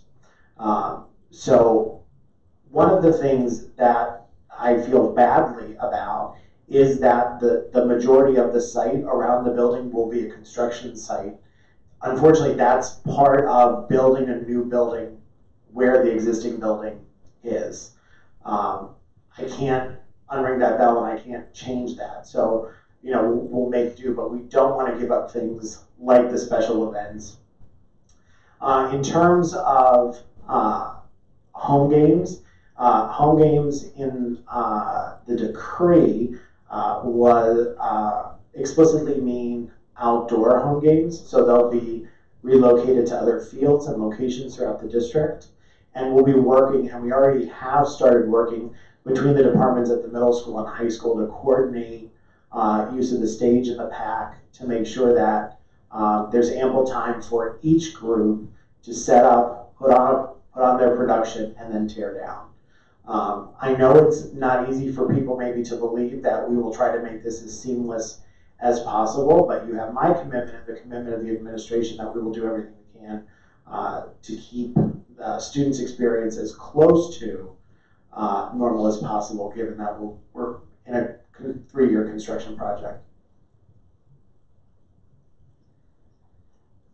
And let me just add to that's that question about how things will work for those years of construction is a question that really probably belongs to start with the principal, not us. I don't think we know that answer other than to know that plans are being developed. So let's see, doors out to the playground, Mr. Lester? Just one thing, we go back. Anytime there's construction and a change in a building, certainly think about what the high school students did while they were building this high school where we are now. Each of those grades did have a unique experience, but the overall good that came out of that obviously continues to benefit students today. We will have to make some changes, but we are looking at that and all the activities that Dr. Yanni has already suggested. We've talked about the buses. We've discussed games being played within the district.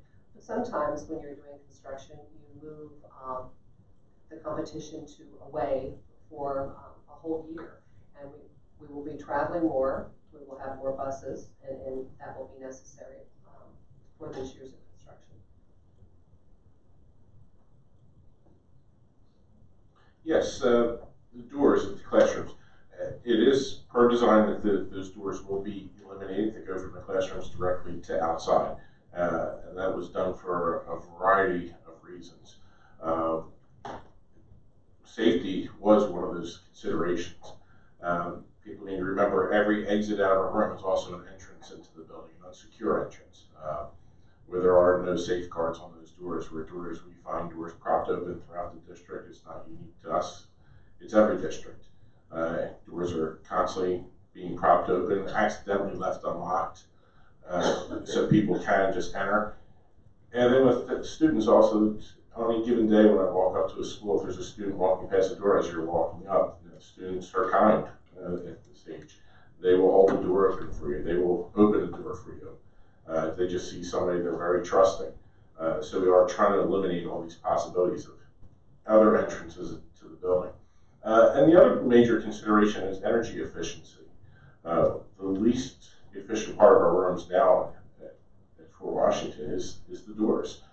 You walk into the doors, the airflow that you get through doors, the seals, you just can't keep a good seal on doors. It does, that's where most of the energy loss is through those walls. So this was all by design by the architect. New schools, there are no new schools designed anymore with doors from classrooms. This was an older design that was typically, that you saw in the 60s and 70s. It's typically how those rooms were designed.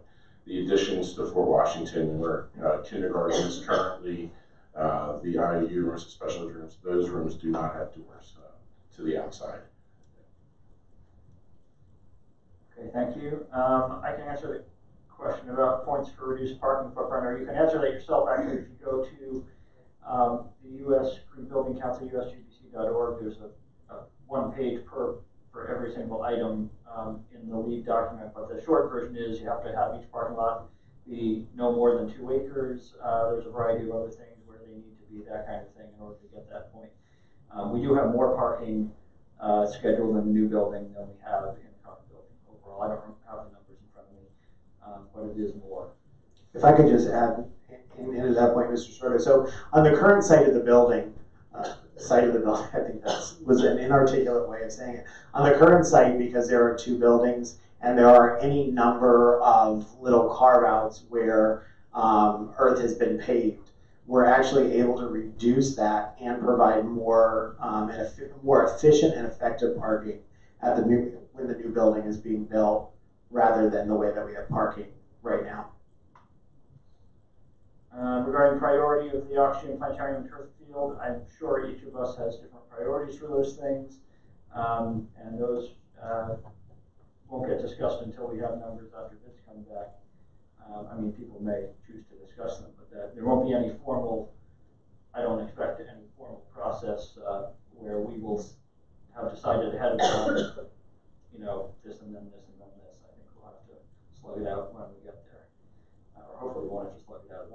see. Maintenance for the solar?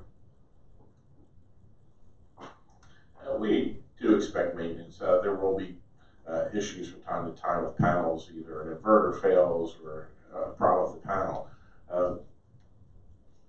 The systems that we're looking at require less maintenance than you would normally see also. We're looking at smaller arrays that are skid mounted. Basically, they're a metal mount that it's filled with ballast. It's not fixed to the building. There's no roof penetrations except for where the cables will go into the building. These will just sit flat on the roof, which is nice for down the road if you ever do need to replace roof or replace a panel. That is just an easy swap out. One of the things that I really don't like about putting panels onto an older roof is the fact that you're putting panels on an older building. Being that it's a newer building, new panels, this system that they are designing, it'll make it very easy if we do have an issue. But we do reasonable to expect a small percentage of failures or something happens, but we're not a high maintenance item. Radon update? Yes, so far we've completed the testing at the high school, Jarretttown, Maple Glen, and Thomas Fitzwater completed today. Because of the weather, Sandy Run was scheduled for Tuesday, or actually yesterday. They were supposed to start their testing. That has been moved to Friday, so it's going to be Friday, Saturday, Sunday testing. We'll pick the canisters up on Monday. And Fort Washington is still scheduled for February 25th through the 27th. Great, so when do we expect to hear results back? Typically the results won't take long. I would expect to have a report back for our March operations meeting. Great, thank you. If anyone else has comments or questions that I'm missing, just chime in. Chris? Yeah, go ahead. In regards to how we plan on moving the students for practices and things of that nature, we already do that now with the tennis team to Avonlair and the soccer teams to Edwards Field. So doing this for other sports teams isn't going to be that much of a hardship. In fact, we will probably fill buses more instead of sending half-filled buses over to those locations. But I don't foresee that being a problem. And the other thing, as far as the GPS goes that you brought up, we can track speed, we can track idle time, we can track the routes. So if ever you have a question about it, you can always call me and I can get that information. All right, there was a question about whether we're looking at other demographic changes besides headcount. Free and reduced was an example given.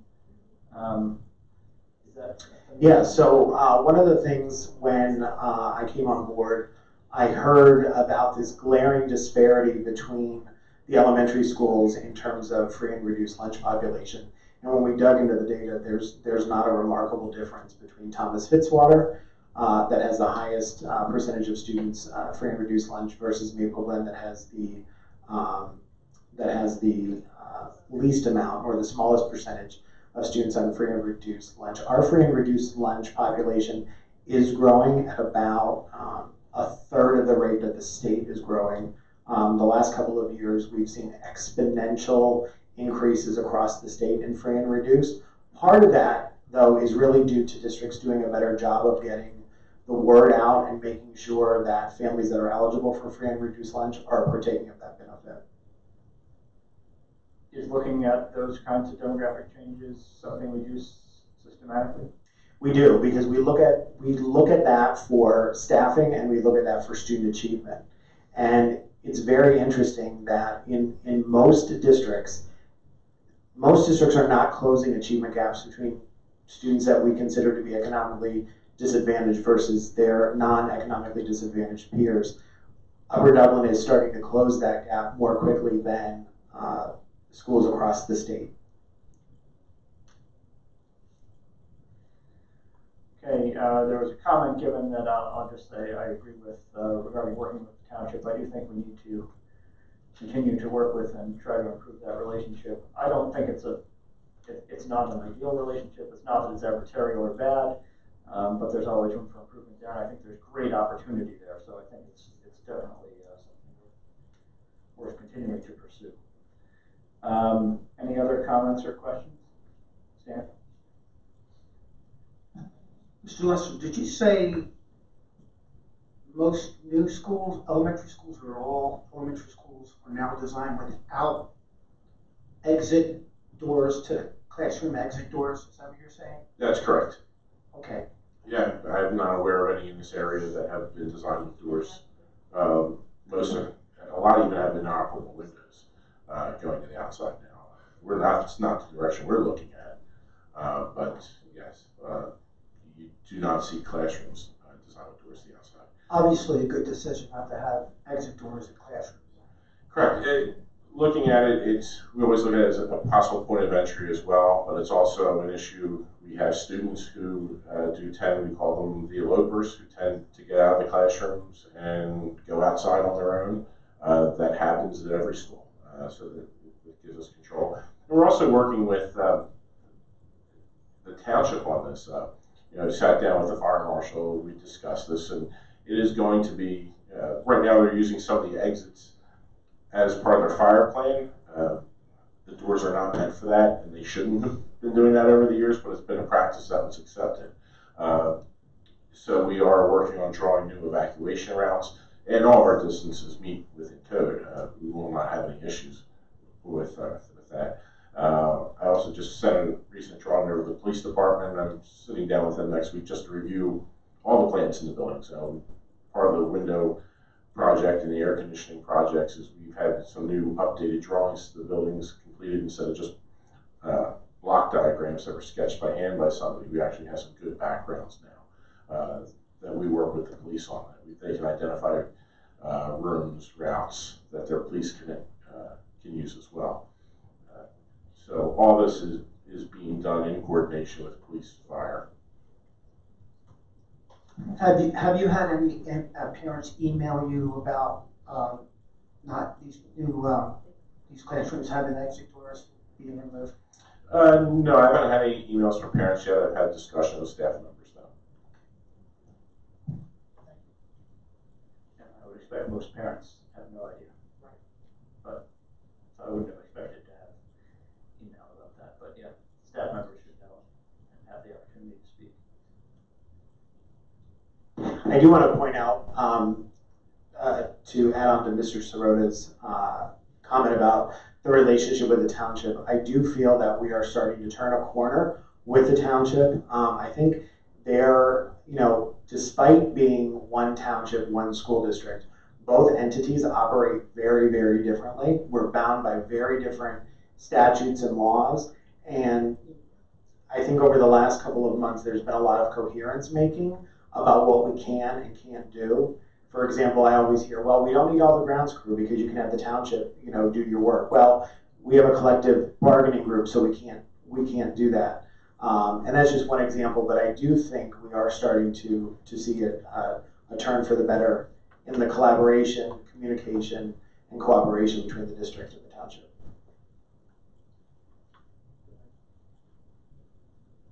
I have a question for Mrs. Vitale.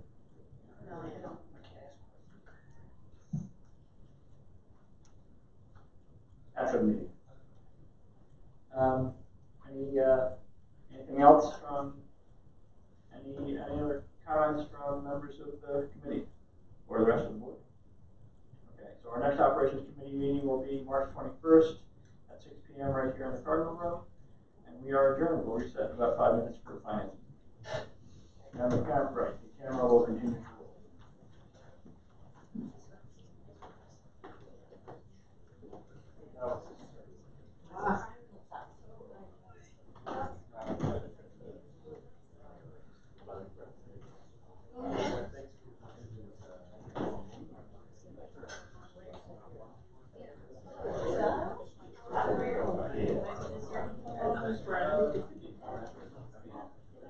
Hello? Hello?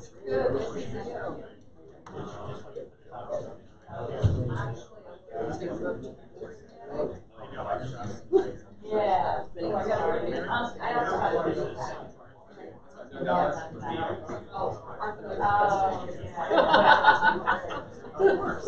Thank you very much. And you'll introduce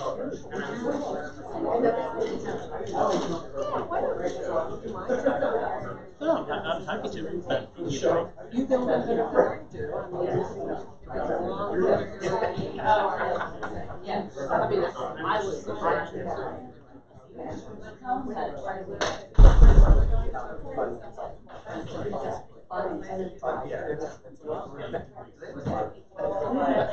We have to catch up on this. I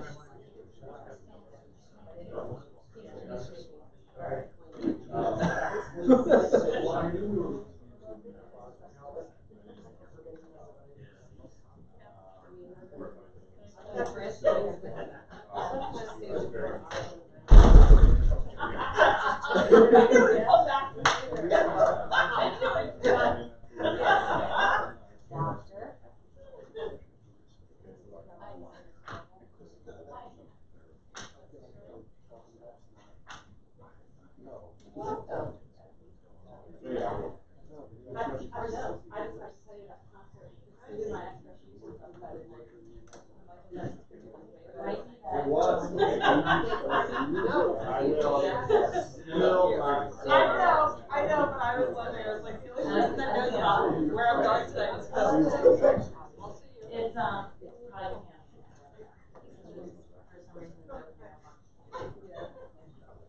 Okay. I know.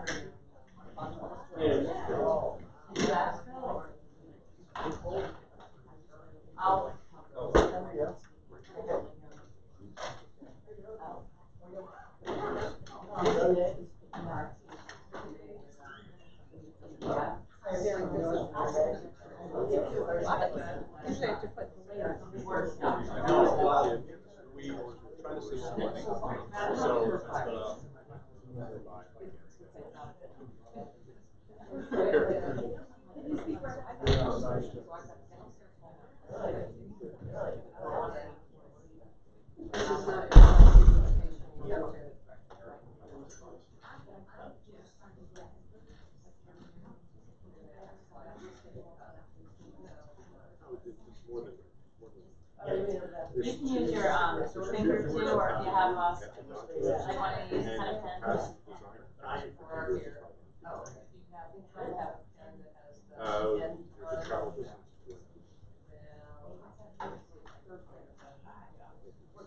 Oh, Chris has one. Chris? I know I have one. He does the transportation. Oh, yeah. Perfect. It's personalized.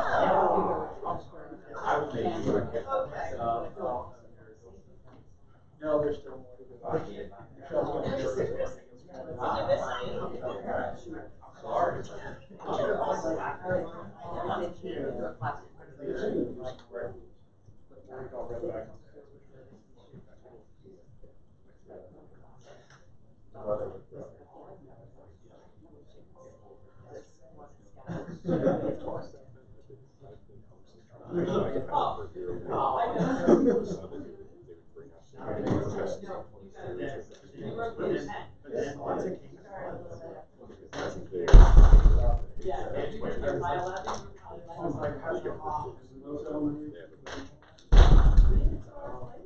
Well.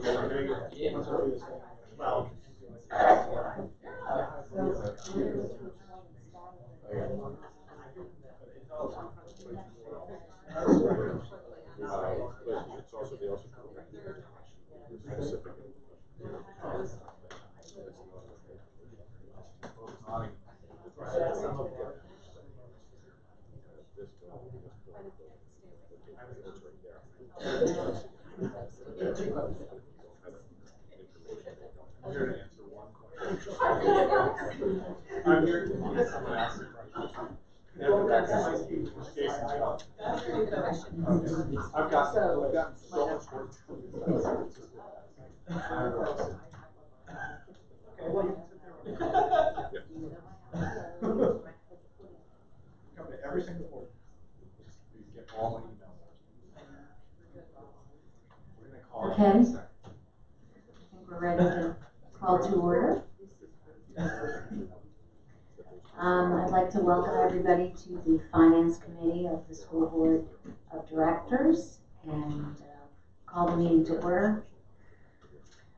We'll jump right into our presentations. We have a Bucks and Montgomery County Schools Healthcare Consortium presentation.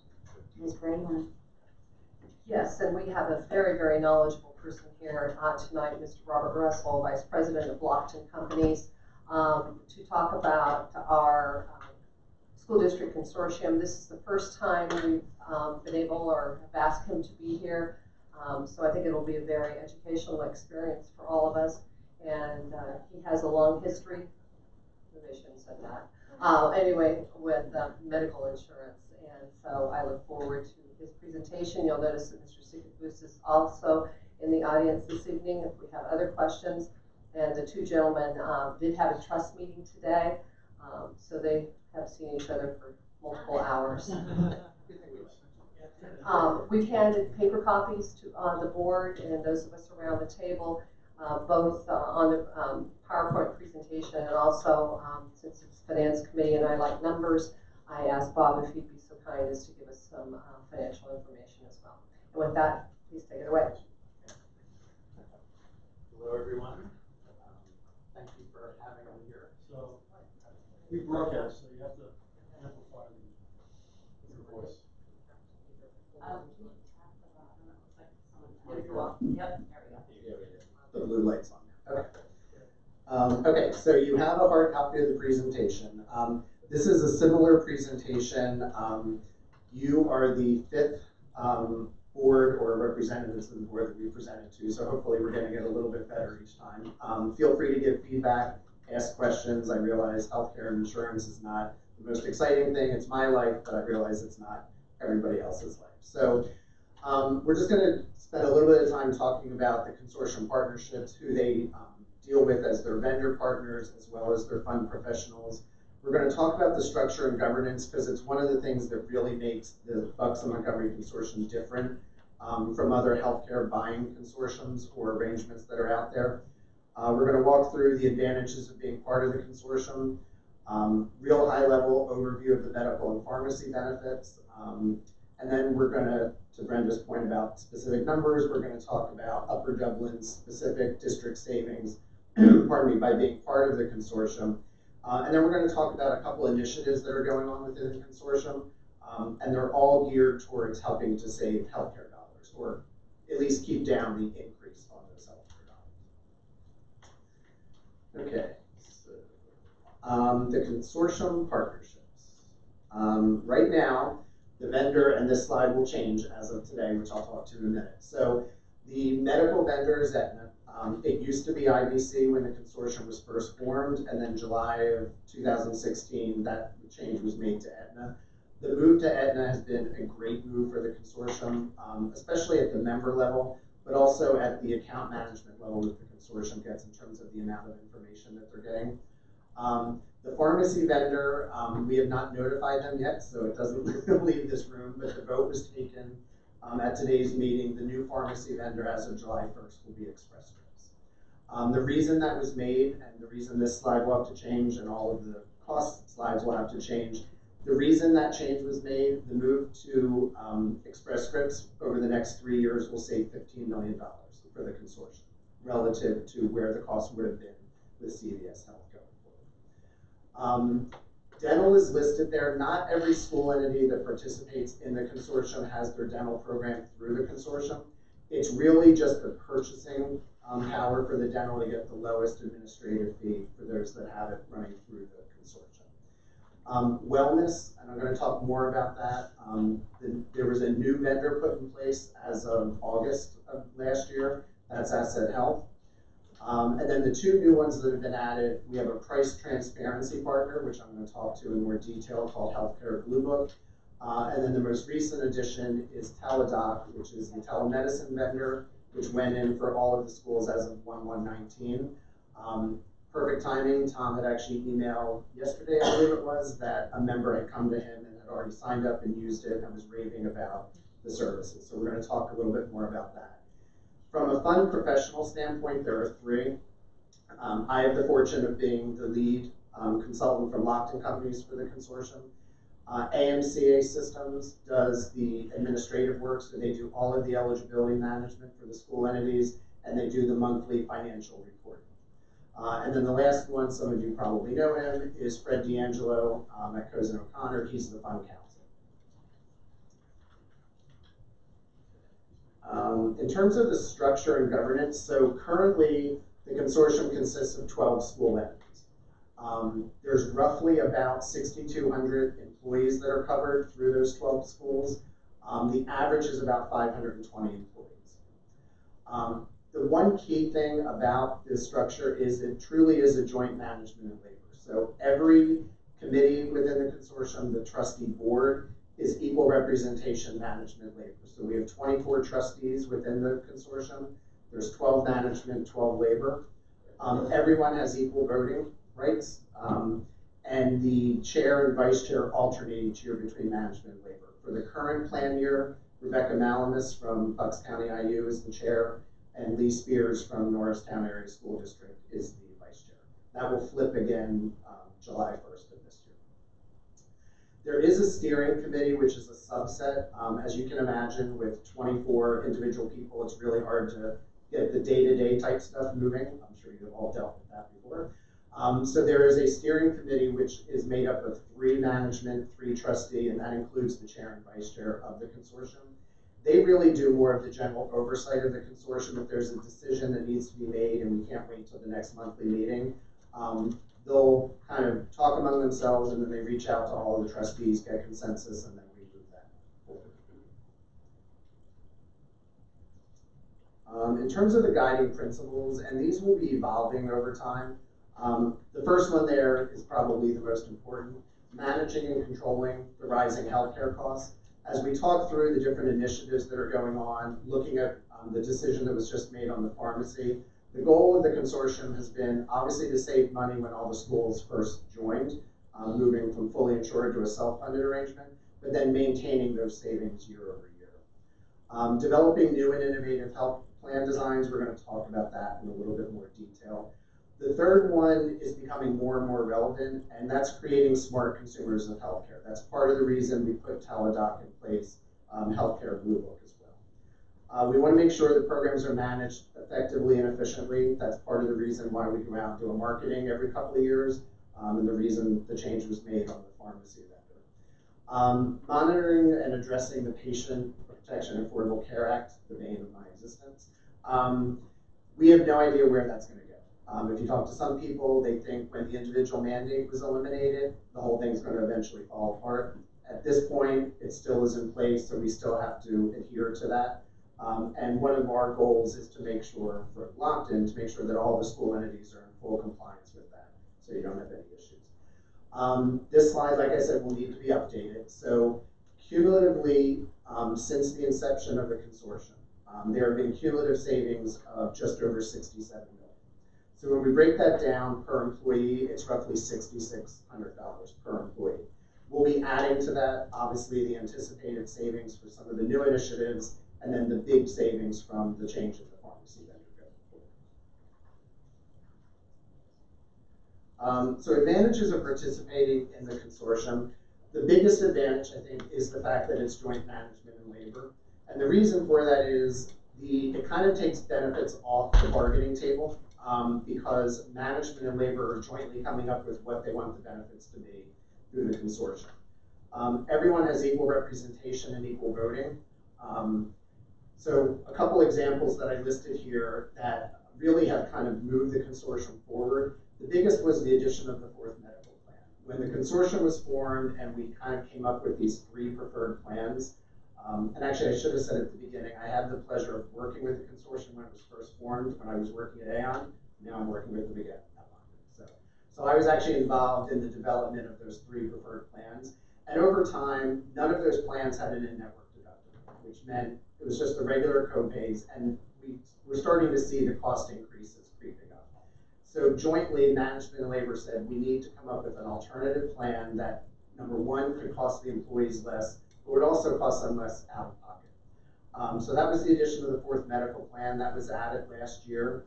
We also revised the pooling model, which we're going to talk, I won't bore you with a whole lot of numbers, but we're going to talk through that in a little bit.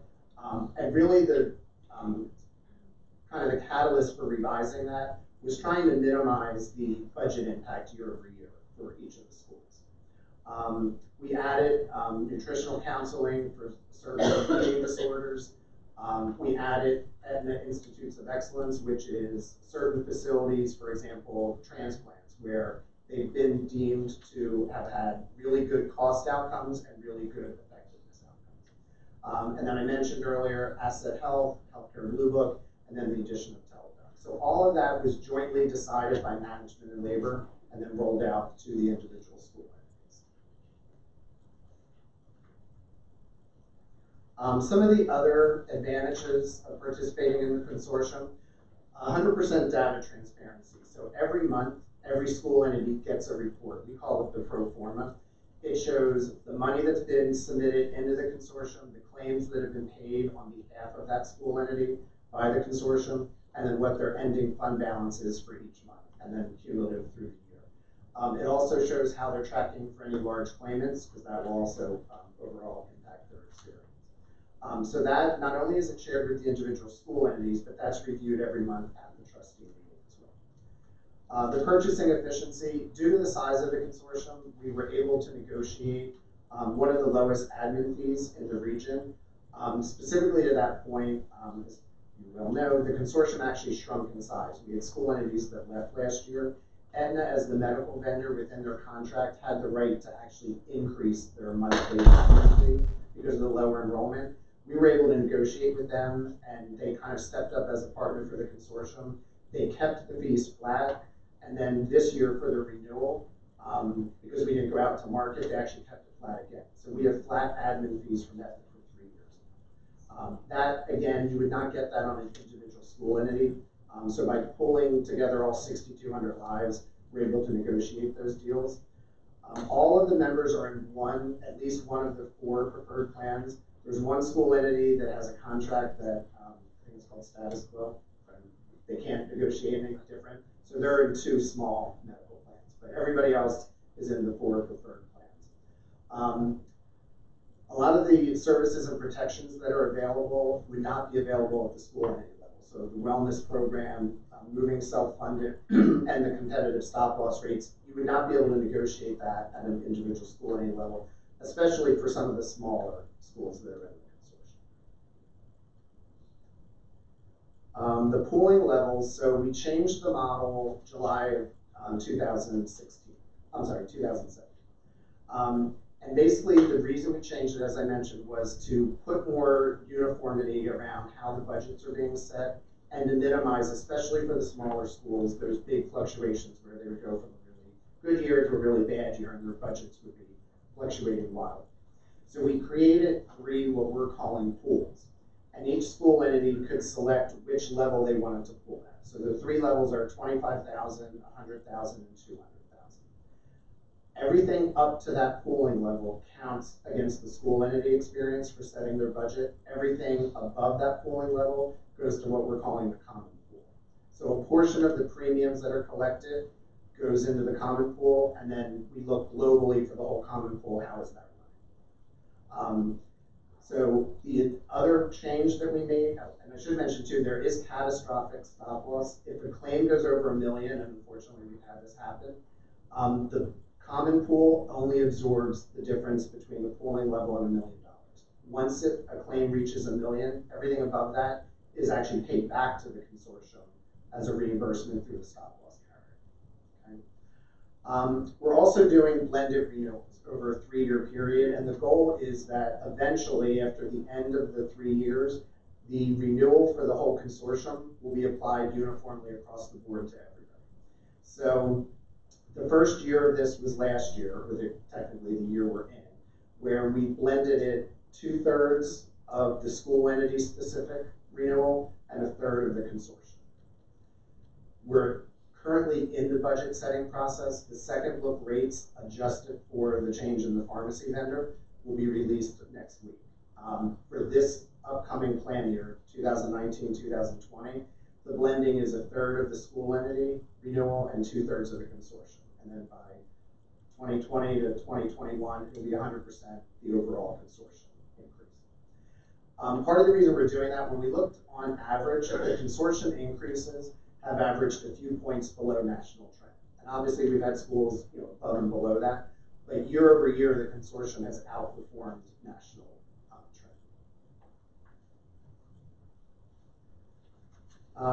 Obviously, public school entities, everybody that's in the consortium has some of the same common staffing and labor issues, cost issues, and there's a lot of information sharing. I will point out at today's meeting, Tom and I were talking about this before we came in. What's really been interesting, having worked with the consortium, we selected or the trustees selected a new pharmacy vendor, and then right away, it was actually labor that brought this up, pivoted, and they were talking about, well, what are the programs we can put in place to control rising healthcare costs, like utilization management. 3 years ago, that would not have happened at all. So those discussions are all happening at the table, so it's both management and labor, again, having those discussions. I know this is really tiny writing, but these are the 4 medical plans that are offered within the consortium. The one on the far right, Open Choice 3, is the 4th plan that was added, and this is the first plan that was offered within the consortium that has an upfront deductible. So it's the lowest cost plan from a premium standpoint, and that plan, like I said, was added. It was officially available early 2018, and then schools have been slowly migrating and moving people to that. And then on the next page, this is specific to Upper Dublin. So the way the pharmacy works within the consortium,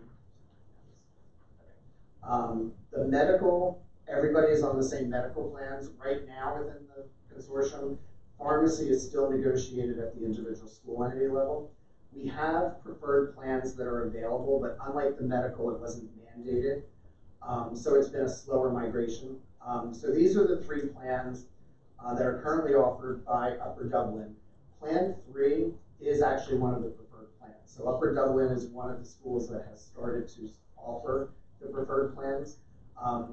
And it's, again, it's up to each school, but it's not offered uniformly across all employees.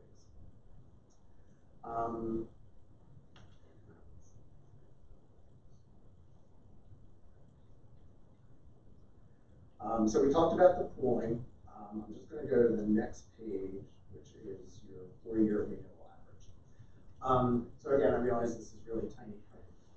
The yellow row is Upper Dublin, and then the blue row is the overall trend. So you can see, if you look at the 4-year average, for medical, it's slightly over 5%. For pharmacy, it's a little under 4%. And then in total, you're at about 4.3%. If you look at national trend, which is the dark blue line down the bottom, for that same time period, the average is just under 8%. So if you look at Upper Dublin at the 4.3, you're a little over half of national trend. And then if you look at the light blue line, which is the overall trend for the consortium, they're a little bit lower at 3.7%. We will be updating this when we release the final 2019-2020 rates. We go through 3 rounds of budget projections. So the first round came out. We're in the process of doing the second round, and then the final one will be released in April.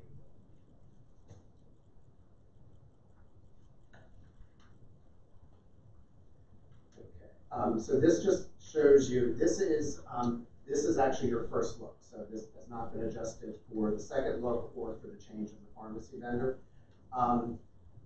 You'll see on the far right, the blending combined medical and pharmacy. Blended is 5.8, well actually 5.9. The consortium was 7.7, and Upper Dublin standalone was 2.1. So Upper Dublin is for this year, is one of the better performing schools. The big thing you'll notice, if you look at the pharmacy in the middle, you can see the standalone, the consortium, and the blended are all in the middle teams. That will be adjusted for the fact that we're changing pharmacy vendor. This was a big driver. We saw the same thing last year, that pharmacy was really driving the costs within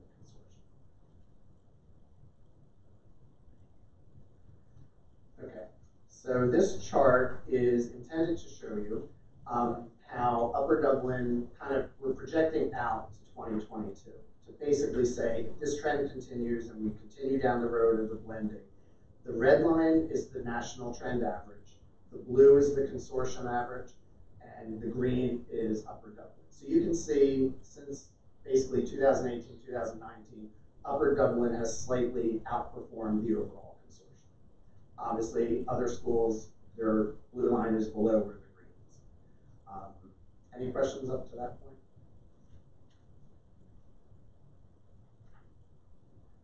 So just to give you an idea. Just a quick question. You said up to this point, right? The adjusted cost for pharmacy, when will we know that for next year? We're releasing the second look projections next week with that adjustment. There'll be a significant change in the second. The first look was, yes. What was the first look? It was 18? Around. I think it's 17.92, wasn't it, for just the pharmacy? For just pharmacy, yes. So we should see a lower, nice lower number. Yep. And we'll talk a little bit more about that later.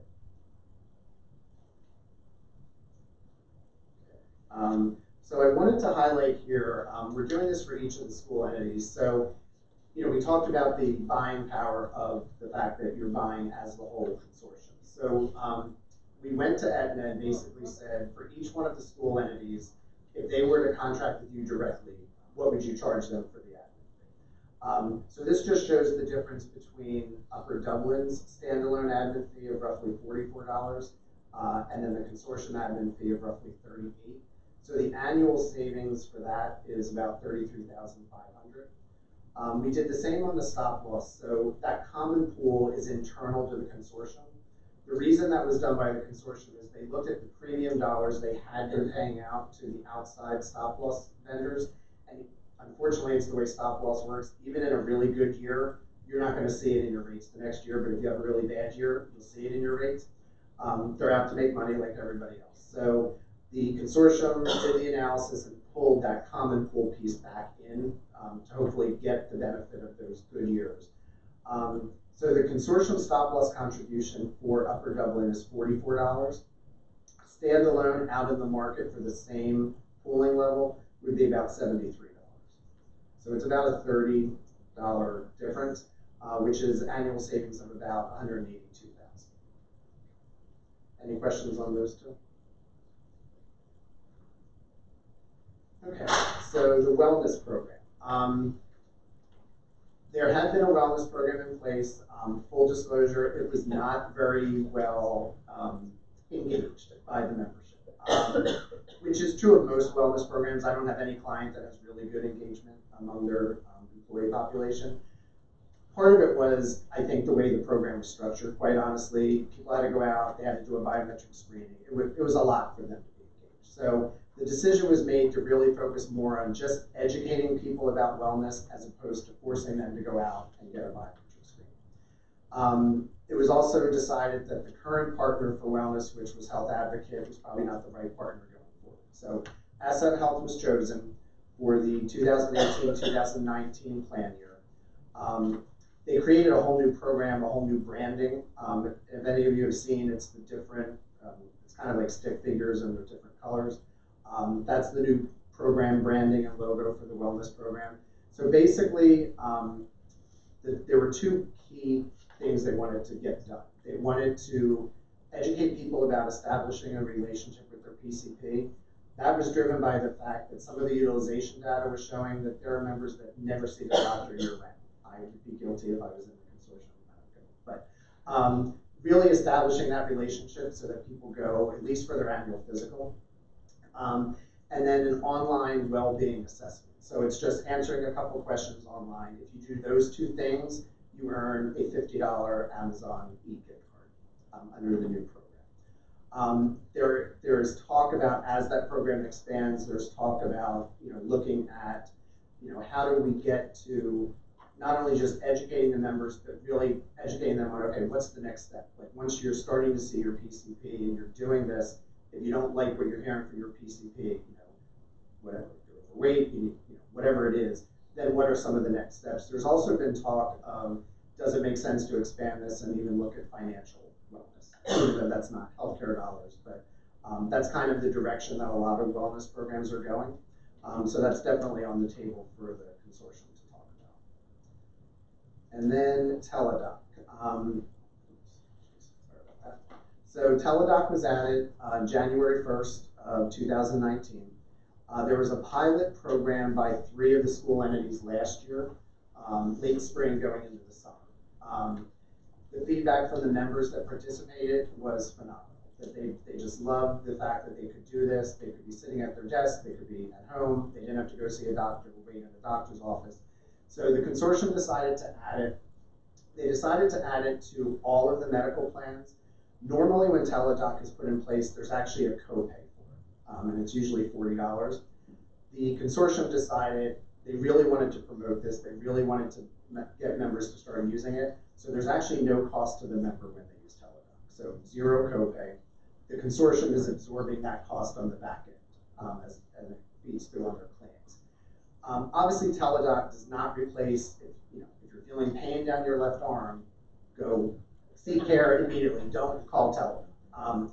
We get that question, believe it or not. So it's really for the routine things. Like when my sons were younger, I knew immediately when they had an ear infection. I started taking them to the pediatrician. These are the types of things you can call allergies. You can get a sinus infection, rashes. What's nice about Teladoc, not only can you do it over the phone, some of the providers can actually do a video conference. They're all board certified physicians. We get that question a lot, like who's really on the other end of the call. What's nice about Teladoc, they can also write a script and submit it electronically to whatever pharmacy you dictate. So this was launched January 1st. We've been getting really positive feedback. A lot of comments were made at today's trustee meeting. Now that the letters have gone out, people have started registering. It's been a great service. So I think this was a really great thing that the consortium added. The projected savings or the projected utilization is about 10% of your claim utilization is going to flow through Teladoc. If that happens, it would generate claim savings for Upper Dublin of just under $11,000 for the year. And then transparency tools. So Healthcare Blue Book was added. This is really under the umbrella of educating members about how expensive healthcare can be. The one that always kind of gets put out there is MRIs. You could go for an MRI, and depending where you go, it could be $500 up to $5,000. And honestly, the way the consortium plans are structured, to the member, it's meaningless. They're paying the same cost, whether it costs on the back end from a claim standpoint, $500 or $5,000. So Healthcare Blue Book provides transparency around those costs. So you go in, you plug in your zip code, you plug in the procedure, and it will show you all of the facilities that are in the area, and it gives them either a green, yellow, or red. Green is a facility that charges what's considered a reasonable price. If a member selects a facility that is green, either actively through the website, or quite honestly, they just happen to go to a green facility, there's an incentive payment. A check is sent to them through Healthcare Blue Book. They get that, like I said, whether they're actively going out to the website or not. This has been in place since about September timeframe. We're seeing really high utilization. Just to give you an idea, the healthcare consortium utilization, and that's based on just people going out to the website, is just under 10%. The average for Healthcare Blue Book is about 4%. So the members are definitely using it. What's really nice about it is it's not forcing them to go anywhere. There are programs out there that say you have to go here. This is more an education. We had one of the other trustees brought a story to the trustees a couple months ago about somebody, a husband and wife, went for their couple's colonoscopy, quite honestly, and they both got a check in the mail. They had no idea where they got it, but it spread because they started talking to other people. This was from Norristown. So, yeah, exactly. So the incentives vary by procedure. Obviously, the more variability in the price of the procedure, the higher the incentive. What's nice about this is for every incentive that's paid out, so for every green facility that's utilized, the average claim savings is $1,500 for that procedure. So when we're looking at Upper Dublin, and this is, we get monthly utilization reports, both for how many are going out to the website and how many incentive payments have been paid out by school entity. Based on your utilization year to date, you should be projecting to have claim savings of about $180,000 just for Upper Dublin. Any questions on Healthcare Blue Book? Okay, and then, oh, that's the last one. So I'm happy to answer any other questions if anybody has any.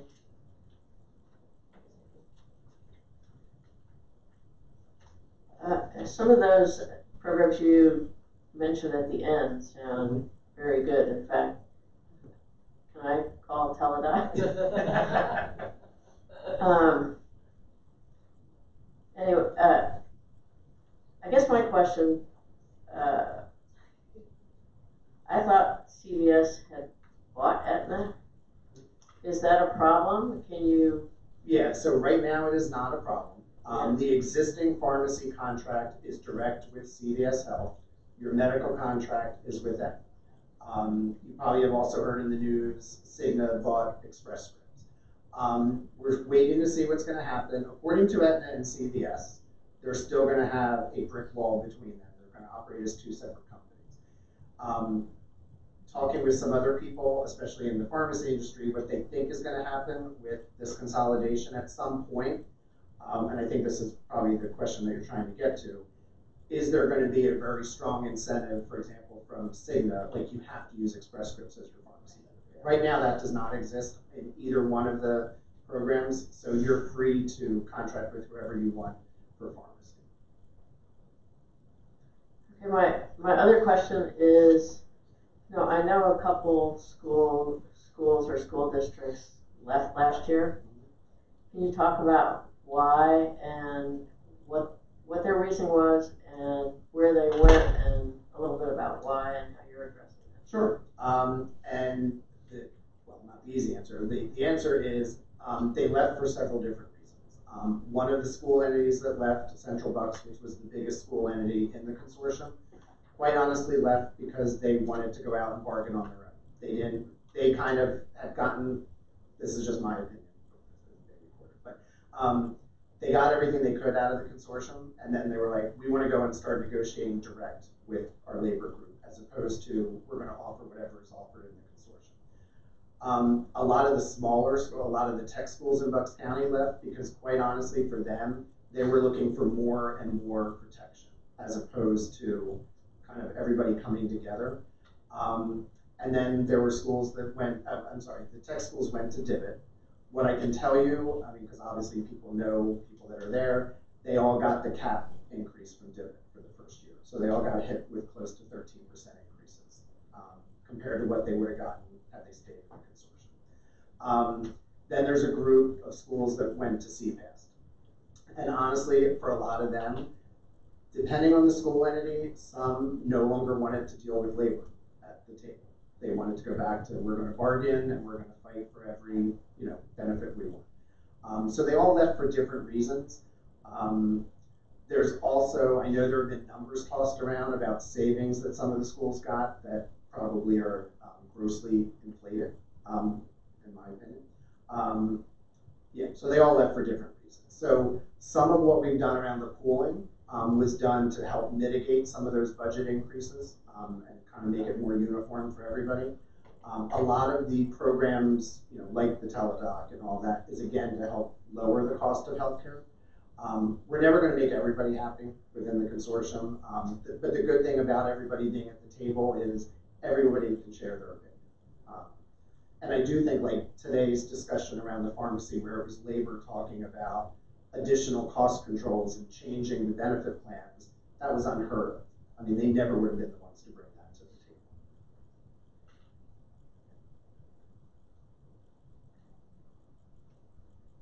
Certainly sounds like some of the preventative and proactive items that we're adding have a lot of upside potential.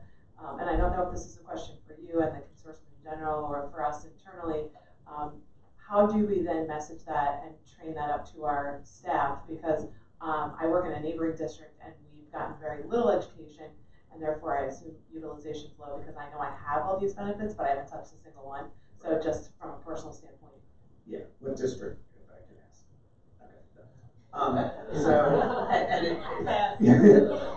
So it varies. So with Healthcare Blue Book, there's a monthly call. So there's a point person that's been designated by each school.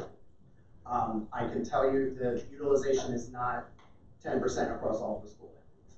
We have some that quite honestly struggle with, we push everything out to the school entity, and then how do they in turn, be honest with you, Upper Dublin does a fantastic job of getting the message out. I won't mention other schools that do a fantastic job, but so we have noticed that, not just with Healthcare Blue Book, but with the wellness engagement. We actually just gave out at today's meeting the wellness incentive raffles from last year's program, and there were a handful of schools that had a bunch of people getting, raffle winners, and then some schools had one person. So that is one of the things the consortium has been talking about trying to figure out a way to better communicate. And it is hard. I mean, we have no way, the consortium has no way of communicating with the individual employees. So one of the things we've been trying to do, and some of the school entities have kind of stepped up and volunteered to do this, is kind of sharing like best practice. Like, here's an email I sent out. Like, all you have to do is change the school entity name and you can push this out. But we also realize this is not their number one focus, right? They have 20 different things on their desk at the same time. So communications is definitely key. Hopefully you're getting it. Are you getting the Community Health magazine delivered to your home? Okay, I see a nodding head. That's good. Yeah. I think my program is very different. So in the other place where I am, but Brooke is nodding. Yes, I'm answering on the mic for her. So yes. Okay. Internally, because that was another, and that actually was a big decision for the consortium, because that actually costs money to put that magazine out. We're fortunate enough, Aetna puts funds up that are basically, it's free money for the consortium, so it's not a direct cost to the consortium, but we're eating into those funds. So there's really a big effort on the articles that are in there. There was one on teledoc, there was one on Healthcare Blue Book. But again, if you get an envelope coming from the consortium at home, I don't know how they're opening it, but we have heard some feedback from people that, oh, I read this article, I didn't even know we had that. So we're trying to, the consortium is trying to figure out all the different ways to try to get that message out there. Yep. Any other comments or questions? Mark? You asked for feedback on the presentation. I don't have a question, but I do have a piece of feedback. On slide 4, you have a number, it's $65, $69 per employee since inception. And slide 14, you've got that graph that, shows our cumulative savings over time. That kind of thing isn't really very useful to me as a board member. I really need to see a per year number, not a cumulative number. The cumulative number is just cheerleading, and it's not actually informational for me. Any other questions? Go ahead, Rob.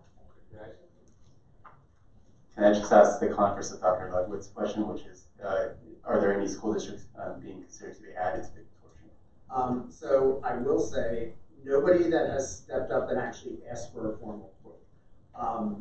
There has been anecdotal information shared that at different school board meetings where there may be another member of the school board attending or what have you, a couple schools have kind of approached Rebecca Malamis and said, why aren't we part of this? So right now, I can tell you, when the school entities left last year, I think it was kind of a wake-up call for the consortium. Like, we may need to start doing things differently. We're not going to please everybody. So it's more of like, we want to make sure we keep the 12 that are in and make sure we're putting all the right programs in. I think once we get past this renewal for July 1, then I think they're going to shift and try to be more outward focused to really get the message out there to other schools. Because the more it grows, obviously it helps everybody. Anyone else with any comments, questions? No? All right, Mr. Russell, I think we are. Oh yeah, you just wanted me to talk through that? Oh, sorry. More numbers, just what you want. So Brenda had asked me to provide the, these are the pro formas, this lovely looking document here that was handed out. So this is what gets handed out every month. It's on a cumulative basis. So the one at the very beginning is year to date for the 2018-2019 plan year. So this shows the money coming in.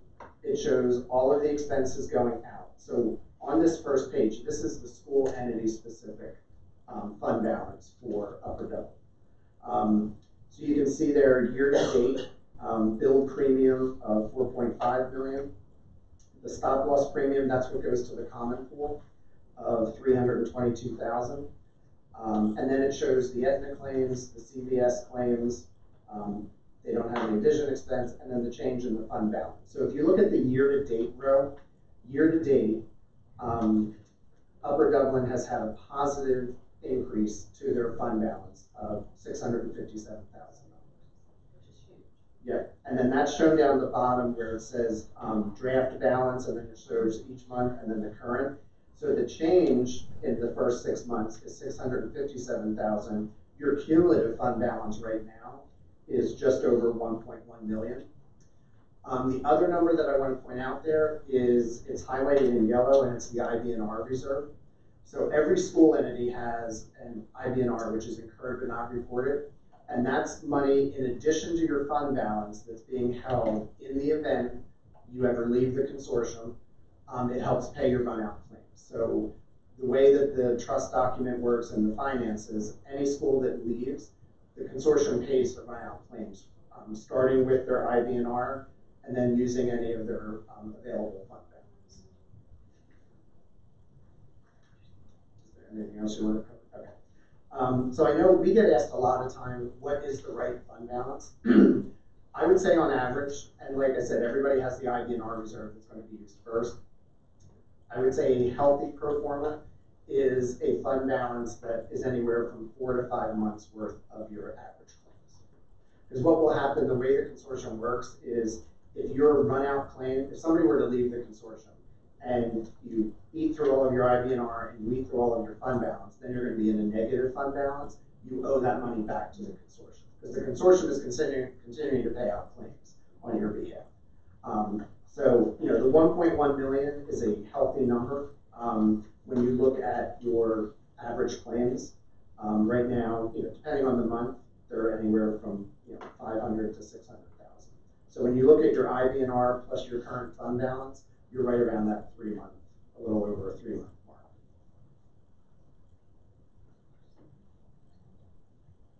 Maybe this is a question for you, Brenda. Our insurance, I forget what you call it, rate stabilization fund. That's in addition to this fund balance. That's correct. This is within the trust. Okay. But one of the things, the reason why I wanted to bring it to your attention is I get nervous when the amount's like less than $500,000, even with the IBNR. But we've had a very positive year so far, and the amounts are far more attractive.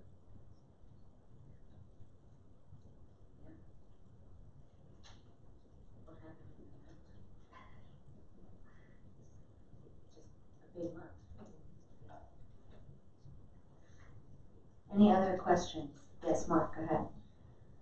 If our fund balance at the consortium continues to increase at this rate, I'm just going to make up a number, let's say we finish the year at 1.5 million, is there a reconciliation that happens, or that just gets hung on to for next year? How does that happen? Yeah, so you as the school entity get to decide what you want to do. We have had school entities that have had, favorable experience. They have taken, there's a couple different things you can do. You can do what's called a premium holiday, where you say, we're not submitting our premium payment for the month, take it out of our fund balance. We've had others that have said, you know what, we're gonna take a portion and we're gonna allocate it to pay a future deficit if one were to occur. So you have the flexibility of what you wanna do with that money. It can never be returned directly to the school entity unless you eventually leave and then wind up with a positive balance. We've had the school entities that left, for example, there's several that will have a positive fund balance at the end of the run-out period.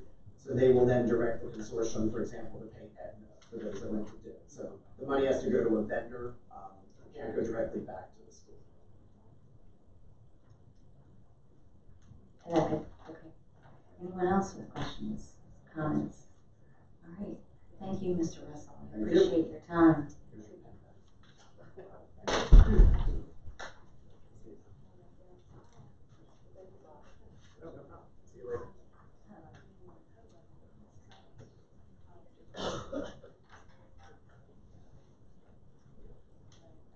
Okay, so now we're moving on to our next presentation, a transportation budget.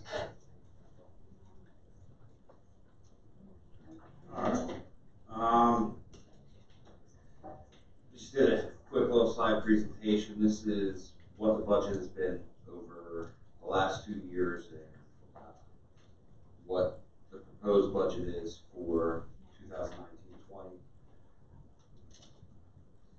And then here's a little breakdown per function. I'm not going to go over every line, but I'll hit what I think are the important ones. The IU transportation, that's for regular ed transportation. Right now, I have the money set aside for the Perlman Jewish Day School, which I'm sure you're all familiar with from the beginning of the school year. So hopefully we'll be able to take that back, but if not, that money should be set aside.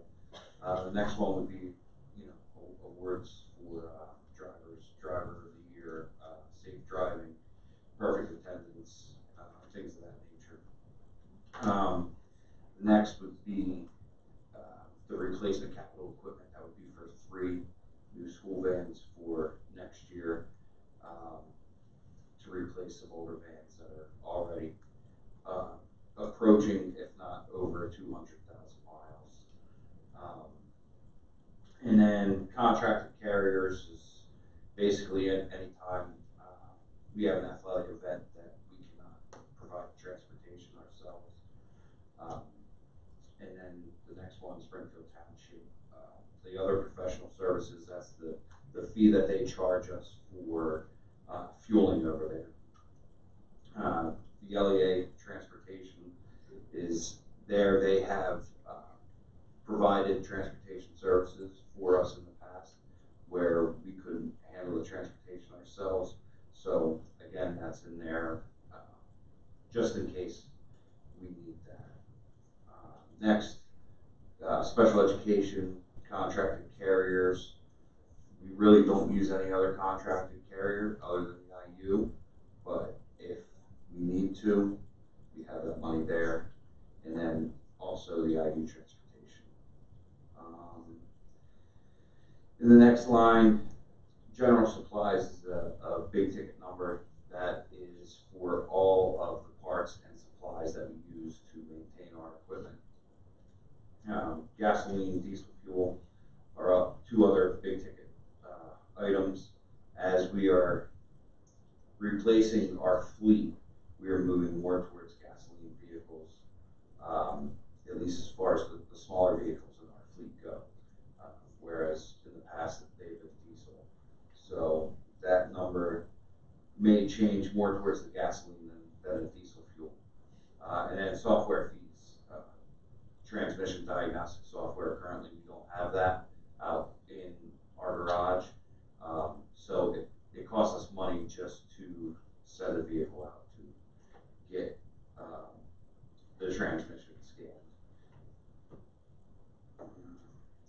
next one, this is just our general transportation budget, and big ticket number there. Obviously, the biggest ticket is the land and building for 275 New Jersey Drive, which I believe, Brenda, you're going to speak about later. So, and then of course the equipment rental for the trailer itself and the steps. The auto insurance is another high one, but that's something that we cannot avoid. Technology supplies, that would be for our GPS. That is what I project it would cost us for next year. Fortunately, this year we got a 2-month trial run for free, and of course no cost for the equipment. And then software fees, originally I had budgeted $30,000 for that, but as we know from the previous committee meeting, it's a little bit higher. And that's about it.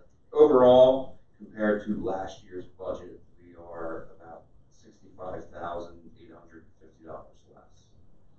So, just a quick question. We don't have last year's budget in front of us. What do you attribute that reduction? A lot of it is just services that we cut from Springfield Township. Okay. So that takes up a big cost that we had previously that we no longer need. So. Okay, that's it. Does anyone else have any comments or questions? If I could just follow up on that. Sure. The business administrator from Springfield Township and I have started discussing what that fee will be. Currently, we are paying over $30,000, but I indicated that we need to bring that dollar amount down. Also, this year, Chris brought a lot of our trips, a lot of our runs and service back in-house. So that also helps reduce the cost of the items that you see here, but there may be an offsetting cost in salaries and benefits. There's one other point. Oh, just a general point. First time in Upper Dublin, I haven't had to give the transportation budget, so I appreciate that very, very much. And it's not about me. The man knows, he knows his numbers, and it's been very enjoyable working with Chris and how quickly he's come up to speed in knowing budget and the cost. Great, thank you. Does anyone else have any questions? Go ahead, Jim. I know you kind of addressed this before, but is there any additional costs that will be incurred because we have to bus kids from Sandy Run to other places, and is that accounted for in here? Those costs wouldn't be anything that would really change the budget too much. It wouldn't really impact us because, like I said, a lot of those practices that we would be taking students to, they would be in between runs, so it would be in between schools. So we're talking a very minor cost in fuel and wear and tear on vehicles. Candidly, as far as the increased cost, the IU is not inexpensive. So a student moving in that we can't service their needs from a special education child could be far more than many of the things that we've discussed. And if we have a new private parochial independent school that we need to service that we don't run to, those are the type of, at least in our past, have added on to our costs, not the drives within the district. So I'm also curious, you said you have to go out to get diagnostic software, like the transmissions and things. Is that purchasing that and bringing it in-house, is that a very expensive proposition, or would that be something that you would consider in the future? For us to do that, bring that software in, we would be able to do it ourselves completely. We wouldn't have to send those vehicles out to, say, Del Valle International for, you know, another vendor. What kind of upfront costs would there be? I mean, is that something that you're thinking of in the future, or? Oh, it's just the $1,000. It's a Oh, one-time fee. you're buying it now. I'm Yeah. sorry, I thought that was ongoing cost of sending them out. No. Oh, I misunderstood. No, that's okay. so we don't have to send them. So, you're saving money by buying this software now. Yes. Got it. Okay, thank you. Anyone else? Comments, questions? John? Oh, no? Oh, she asked you a question. I got you. Okay. Well, thank you, Mr. Robinson. Thank you. Thank you for your presentation. I think we're done with presentations, so we'll move forward. Do we have any announcements, Ms. Bray? Not this evening. Okay. We do have minutes from the January 17th meeting. If you have a chance, look them over and let us know if you have any comments or changes, or let Brooke know that before the legislative meeting. We now have our reports and recommendations. We have our treasurer's report. Ms. Bray? We don't have not in the past usually covered this at a committee meeting, but due to the change of when our legislative meetings occur, most of the time we're going to have it available for conversation. I don't know that I need to make any comments tonight, or but just wanted to address the fact that we would have the information available. We will still not be able to pull all the wire transfers and all of that for the committee meeting, but it gives the board the opportunity to take a look at these particular statements on a monthly basis and ask questions. Right. So there will be changes to this before the legislative meeting. There will be some additions. No. There will not be changes to the treasurer's report. There will be for the bills list. Okay. That's the other piece that comes every Okay. month that we don't have the opportunity. Right. That won't change. Okay. Any questions? It's nice to see the interest list and seeing that we're finally getting some interest. Yes, we Especially the Pliget one, I think 2.72%. And that's one of the reasons why when we discussed revenue last month, we pulled that number a little north for the current year and next year. Right. Go ahead, Mark. I was curious just why we have trial balances for Jarretttown and the high school and not the others. The high school is typically on a monthly basis, and that you will note that it's for January 2019. Jarretttown was not available on the 12/31, was not available at that time, so this is their catching up. Any other questions on the treasurer's report? If it's okay, then we'll move this forward to the meeting next week. Dr. Levinowitz, you're good? Okay, on to our next item, monetary support to North Hills Community Program. I might change the order of this for the legislative meeting and put the monetary support for North Hills together with the Montgomery County IU budgets. Since they're both entities, there are amounts that we pay to outside groups.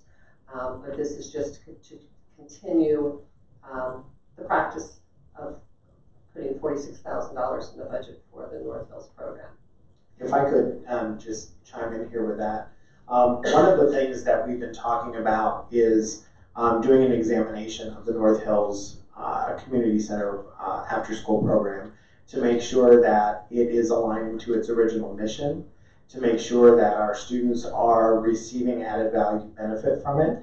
And so what I see us doing next year is spending next year really analyzing the benefit that our students are getting out of that so that we can make decisions moving forward if that's something that we continue to support or not. I think we have to have, a third party look at it. So we take all the emotion out of it. We have someone look at it with a, through a clear lens, and we can have the intermediate unit or other entity do that or review for us at no cost. So are you recommending that we go forward with it this year and look at it next year, or should we delay this a little bit? I recommend that we go ahead for next year and move this to the legislative meeting, but throughout next year, we will be evaluating the program.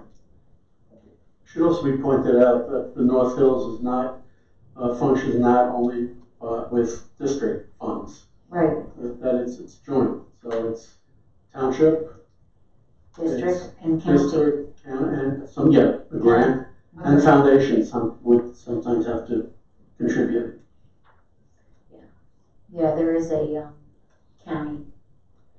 Unfortunately, that's not as large as it Right, was it's in dwindling. 5 years. It continues to dwindle.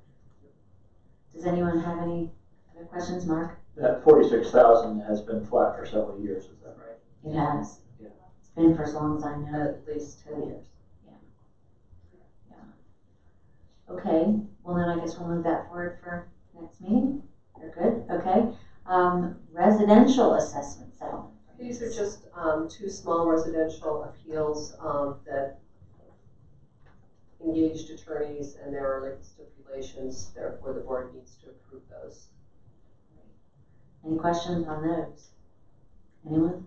No? Shall we move that forward then? Okay. Alrighty, yeah, we do have to. Thank you. We don't have a choice on that. Now we have the Montgomery County Intermediate Unit Services budget. Again, this is an annual budget the board needs to vote on, and we have to submit the paperwork. This is just for a very small portion of the IU's budget. Professional learning, legislative, and some technology services. You'll notice that the amount is down slightly for 1920 to $65,395. Any questions on this? Okay, if it's okay, we'll move this forward also for the legislative meeting. Okay. Next is the RUBNA Emergency Management Application Pilot Program. This is interesting. It's a real-time school crisis, as you can read there, allows the schools to locate and account for students. This came up a little bit later than, perhaps the Education Committee might have been another committee that would be discussed, but we wanted to go ahead. Mr. B is in the office and in the audience, excuse me, and if you have any specific questions about it, it's a cost of only $3,550 for the pilot program, which might be rolled out to other buildings in the fall. Does anyone have any questions on this? I'd be curious to hear an explanation of exactly what this is. What this Right. is. And what Mr. is, B is well, here for that reason. Also, I'm curious what it's replacing. So it replaces nothing, but it fills a deficit that we have. So we are really talented in all of our buildings at getting kids out in an emergency. And we have built up a lot of capacity for dealing with locked-ins and lockdowns. Okay. But here at the high school, when we dismiss, unlike in the elementary, you go out to a designated spot and line up. And kids typically are with their classroom teacher for the bulk of the day, right? Or an assigned aide or something. Here in the high school, we evacuate out of a very large building, and kids go to designated points, but that point will change based on your schedule, where you are. And what we don't have an effective mechanism for is accounting. So you're out, we tally a lot of sheets, and then we don't know. And when we have a lockdown or a lock-in, you're in a secure location, but we don't necessarily know where you are.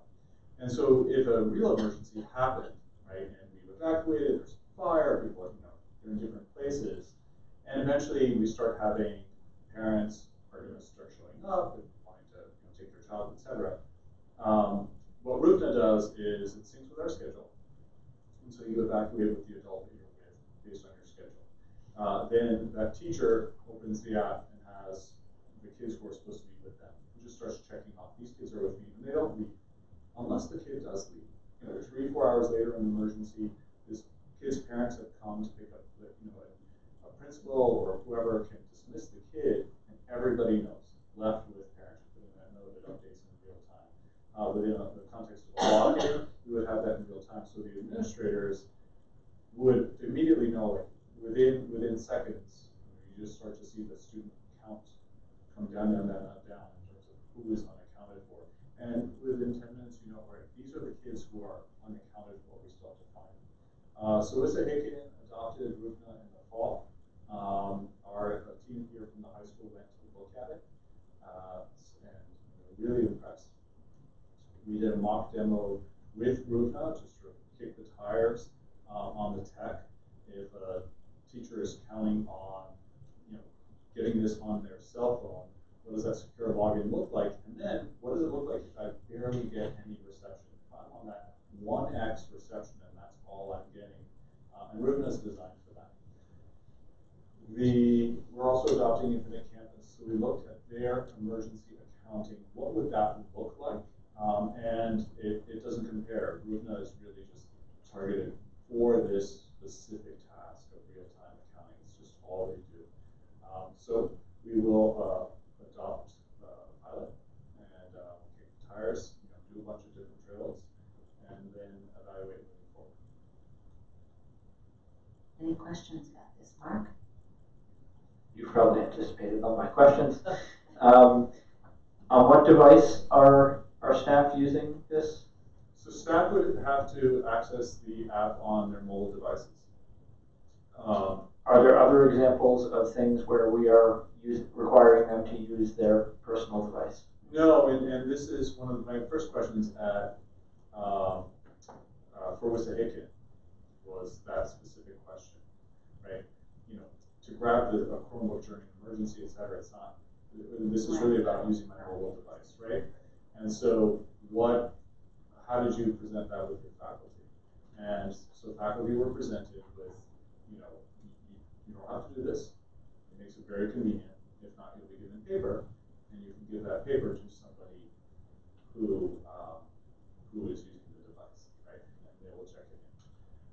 So at Wissahickon, there was one faculty member who said, no, I will not use my paper. And the rest were like, why not? This makes perfect sense. And that's something that we'll have to approach here with our staff, right? I'm not providing you with the device. So, you know, you use the app on your phone like you would any a host of other apps that people use. And if the culture is great with it, great. And if not, then it doesn't work. We learn that through the pilot. If someone forgets or runs out because of an emergency without their device, can they get on someone else's device and do what they need So to do? if I am, you know, I'm here and I'm in my spot and I see Miss Bray's kids are gathering, but there's no Miss Bray, I just click Miss Bray, and then I start doing the accounting for all of her students. And John Smith shows up, that's a bad example, but he shows up and he says, I don't know where to be, you know, what's your name, John Smith, go through the 800, try to find her. The piece that's not there for security reasons, right, is, you know, a photo of the kid, right, that kind of information. It requires a sign-in every time. So, you know, there are those obstacles, right? But that's part of the reason that we do a pilot and we really evaluate it. But the team here from the high school was just passionate about exploring this.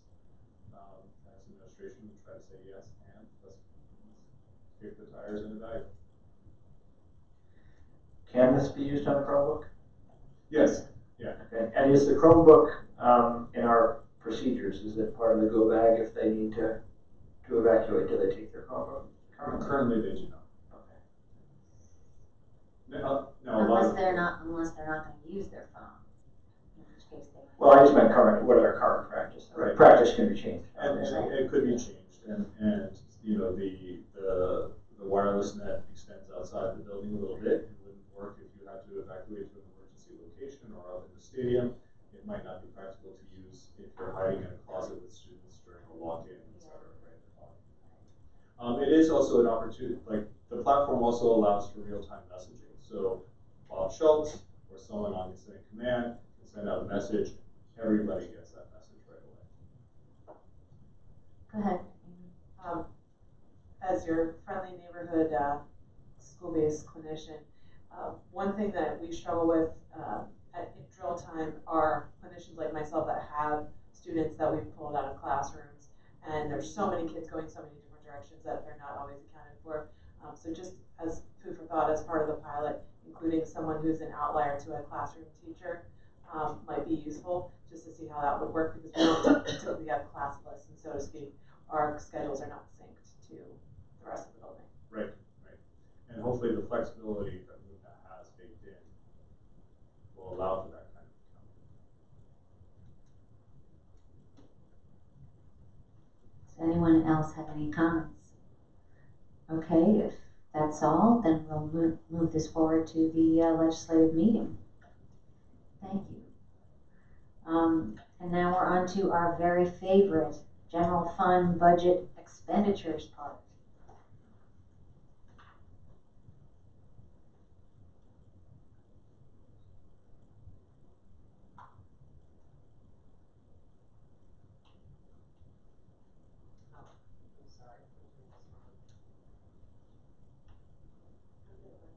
I also just pause the microphone. Right in the middle, Did you have? yeah, I have it. Well, now I guess I pulled it up too. Is that better? Yes, it is.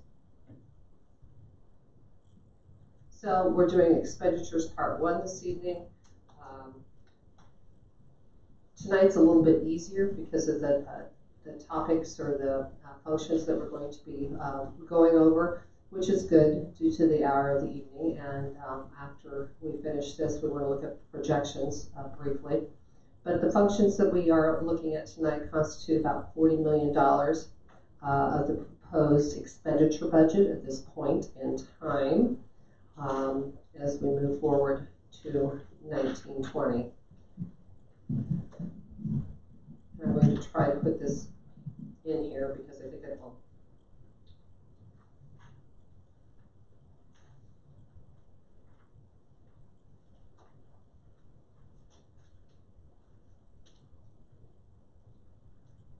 Be more efficient as I move through, try to move through all these various tabs.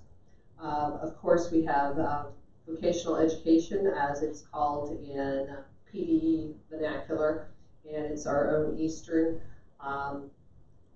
that we will talk about in the 1300. That's a budget amount that we've already approved. It's been board approved for 1920. And it is only one line item, other services, and you can see that it's going down from the current year by about $50,000. That's the detail. 1400 covers other instructional programs such as summer school program, also homebound instruction, alternative education related to a function of 1441.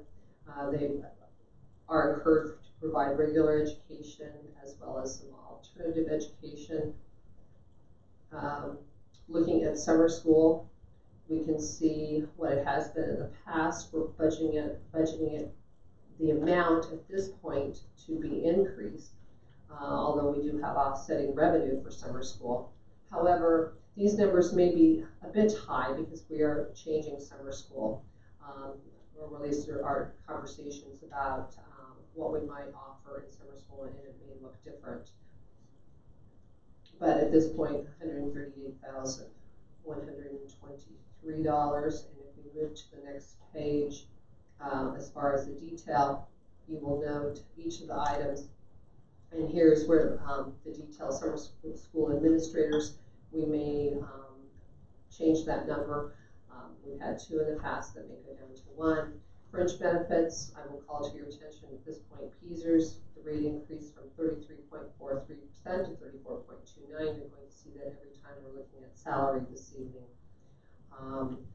That percentage will not change, and it is applied in nearly all functions to the salary amount.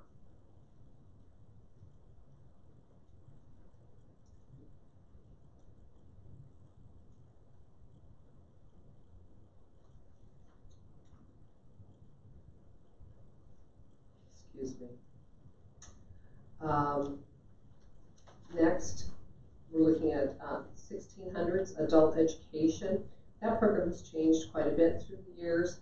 It's not a real expensive program, and we do try very hard and usually succeed within a relatively small amount of having it be revenue neutral, in that our revenues or what we collect for tuition offset most of the cost. There's a small amount of salary included in this for our community affairs facility, community affairs individual, and then the rest of it is professional services for the programs that are offered in the evening school.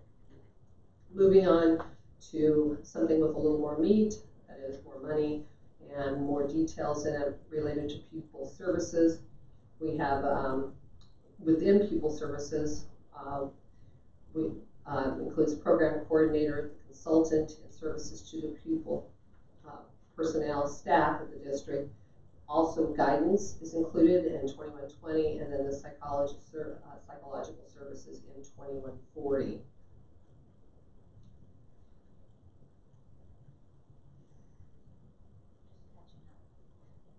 Oh, sorry, am I moving too quickly? So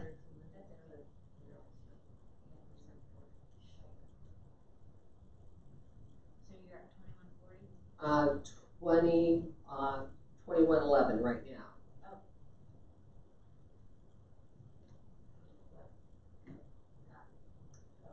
So the pupil services budget includes the salary and benefits of the director of pupil services, the pupil services secretary, and the district registrar. And the director, Mrs. Clegg, is responsible for special education, which is a different function we will not look at tonight. Early intervention, also within this 1200 functions, homebound, adjudicated court placement, guidance, psychologists, and nurses. So if we want to get into the meat of that, looking at the 2111 detail, everybody found where we are on this spreadsheet. Again, just so that you notice, it's the salaries for the director of pupil services, the secretary, which we discussed, and 0.5 of the salary for the registrar. Fringe benefits. Question? Yes. Where is the other half of the salary for the registrar? Technology secretary. Right. Thank you. Excellent question. There are some professional fees, but primarily this area is, well, salary and then supplies. Office supplies, but mainly it is the software licensing fees that are also supported in this particular department. We are basically flat funding this for next year. That amount may need to be tweaked because we're going to be changing software, and it might require that we run parallel or have two systems in place for a couple of months till we get up, but that would be a change that you might see coming down the line. Is Infinite Campus all here, or is that shared somewhere also? I believe the Infinite Campus is all here in this particular area. Because I think, did we see it in Phil's, your presentation, Phil? Budget for that? No, it wasn't in my budget. It did, when we passed the motion, we paid the part that we need to pay the first third out of my budget for this year. And then the rest is pupil services, moving forward forever and ever. Thank you. He says happily. And thank you, Phil. I think Ms. Baldassano had that down there too. But because this is relating to students, it's more appropriate to be charged to this area of the budget.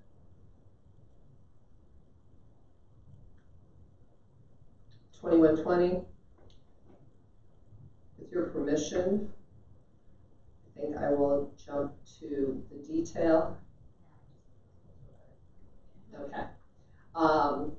This is for the salaries of guidance coordinator, administrator, behavioral health coordinator, 4 elementary guidance counselors, 3 middle school guidance counselors, 5 high school guidance counselors, 3 secretaries, and that's the staffing for everyone. And of course, we move, guidance counselors are on the, in the professional contract, so the salary amounts have been calculated based on where the employees are this year. Again, PESers and medical, and we would see professional services of relatively minor amounts as we go down through the listing. Software and supply fees for things such as material booklets, software, and fees for Naviance.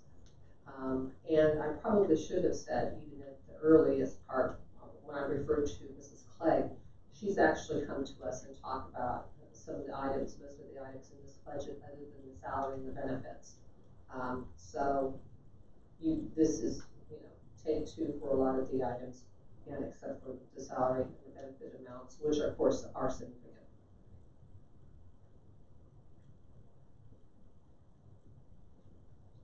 Jumping to 2140, looking at the detail for psychological services. This particular function covers 1 school psychologist administrator, 3.9 school psychologist, 1 secretary. Salary increases, the fringe benefits as well, relatively flat. Purchase professional services, conference fees, that is, and office supplies, books, materials, booklets, and testing materials, which are expensive, are included in this particular budget. I didn't know one of the school psychologists was an administrator. It doesn't make that much difference. I thought they all reported to Mrs. Clegg, but I didn't know that. They do it. This we'll have Mrs. Balsano look at it. It may just be the way somebody is reported in personnel software, and perhaps we might need to change it. But the number, the overall, yes. There was some discussion of adding a psychologist, but was that determined that we were not going to do that? We're not going to do that. It's not included in the budget yet for 1920. 22. I'm sorry.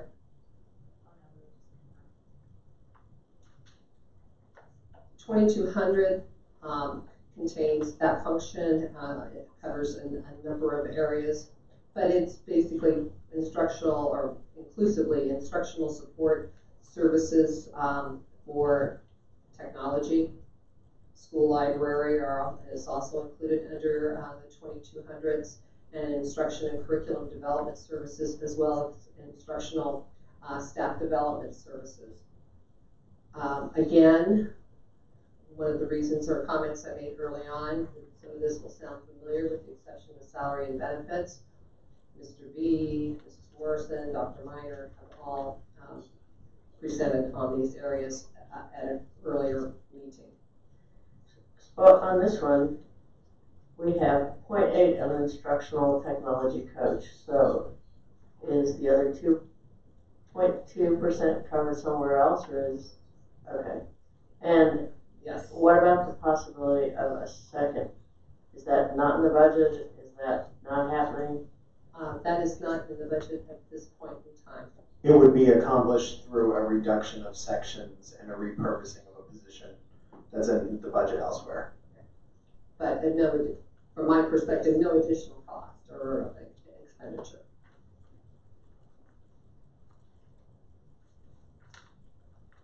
Come on.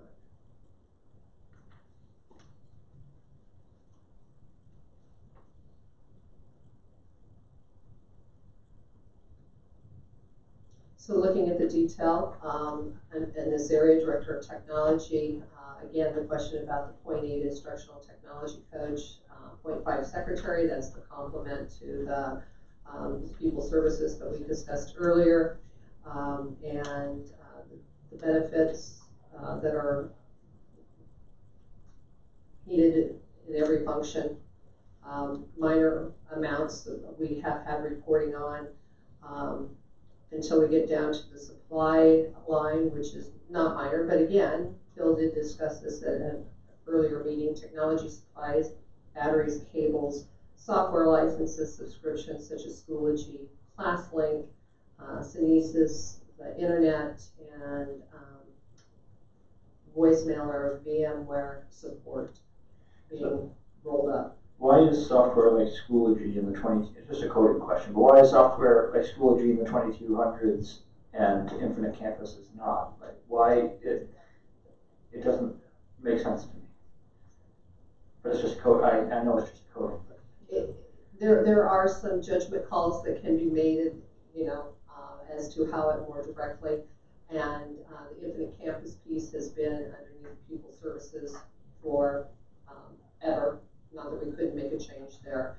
And then the Schoology has been added more recently through a technology, I think, initiative. So and Phil's been supporting it, or his budget has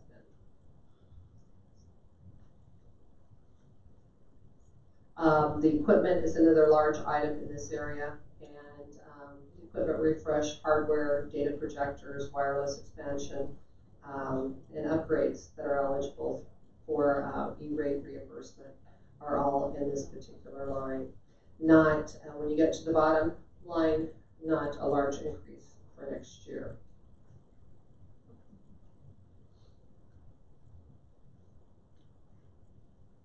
We'll talk about librarians, the library services, old terminology, and you're going to note that as we get on the detail page, you're going to see some wider fluctuations.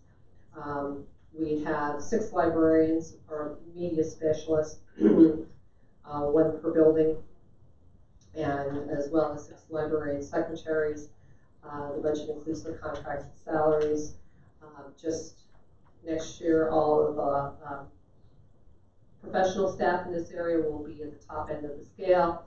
And in addition to that, we had some people on sabbatical on leaves, and that during this year. And so we've seen some, not double costs, but some additional costs that we weren't budgeting or planning on it for the previous year. So now that we have everyone back, we've tied those costs up for 1920. And assuming that, but it's always a possibility that you might have people on sabbatical or need to be away for FMLA or some other medical reason. There's a significant drop in the supplies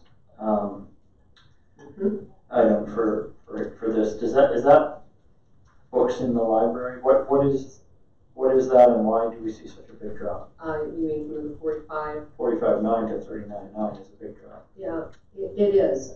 And what the reason for that?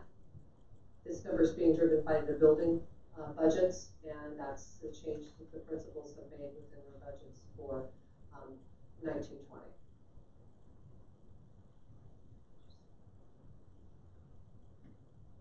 I'd like to say that online subscriptions are going down in cost, and that's a cost savings, but unfortunately that doesn't tend to be the case yet.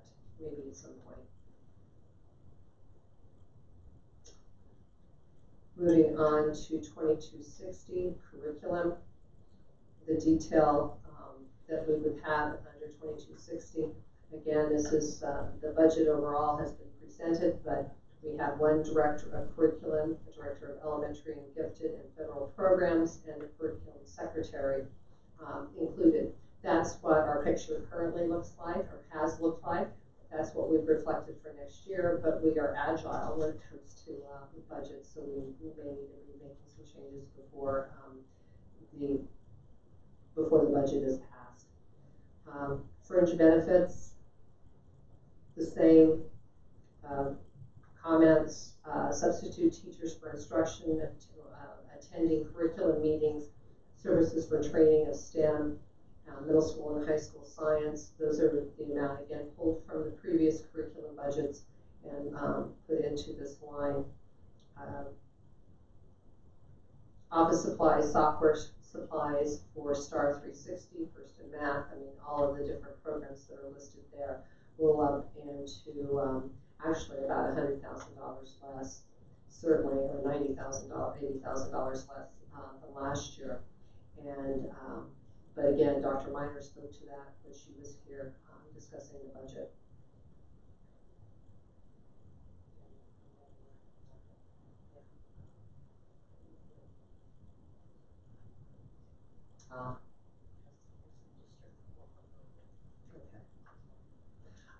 Going back to the school psychologist question, when someone who retired and used to be here, they had that title. We need to make that change. So thank you for asking the question, and we can update. Although the FTEs haven't changed, the title different just no longer needs to be made. Moving into 2270, which has to do with staff development, that line item. There are no salaries in 2270 in the staff development, but there's fringe benefits, and that is for tuition reimbursement. That amount tends to come down because our staff is more senior and we have more people at the top end of the scale. So that amount has been drawn down quite a bit for next year. Conversely, if we had a number of folks retiring and we had a younger staff, this amount of money in this area would need to be increased. Is that a continuation of a trend, or is that just, you know, it just varies year by year? How do you arrive at such a big difference from the previous year? We look at people who are taking courses when we first start to do the budgeting, who's currently enrolled by working with HR, and then we try to extrapolate from that based on previous year's experience. But it is a trend as far as the amount going down. It hasn't been that long ago. I remember it being close to $300,000. Of course, some of that depends upon how much the courses are as well. So there are several variables within this area. Substitute services for instructors attending a conference. You may recall once upon a time, all substitute costs were pretty much lumped into $1,100, and obviously we're breaking them out to more closely track the costs within the various functions.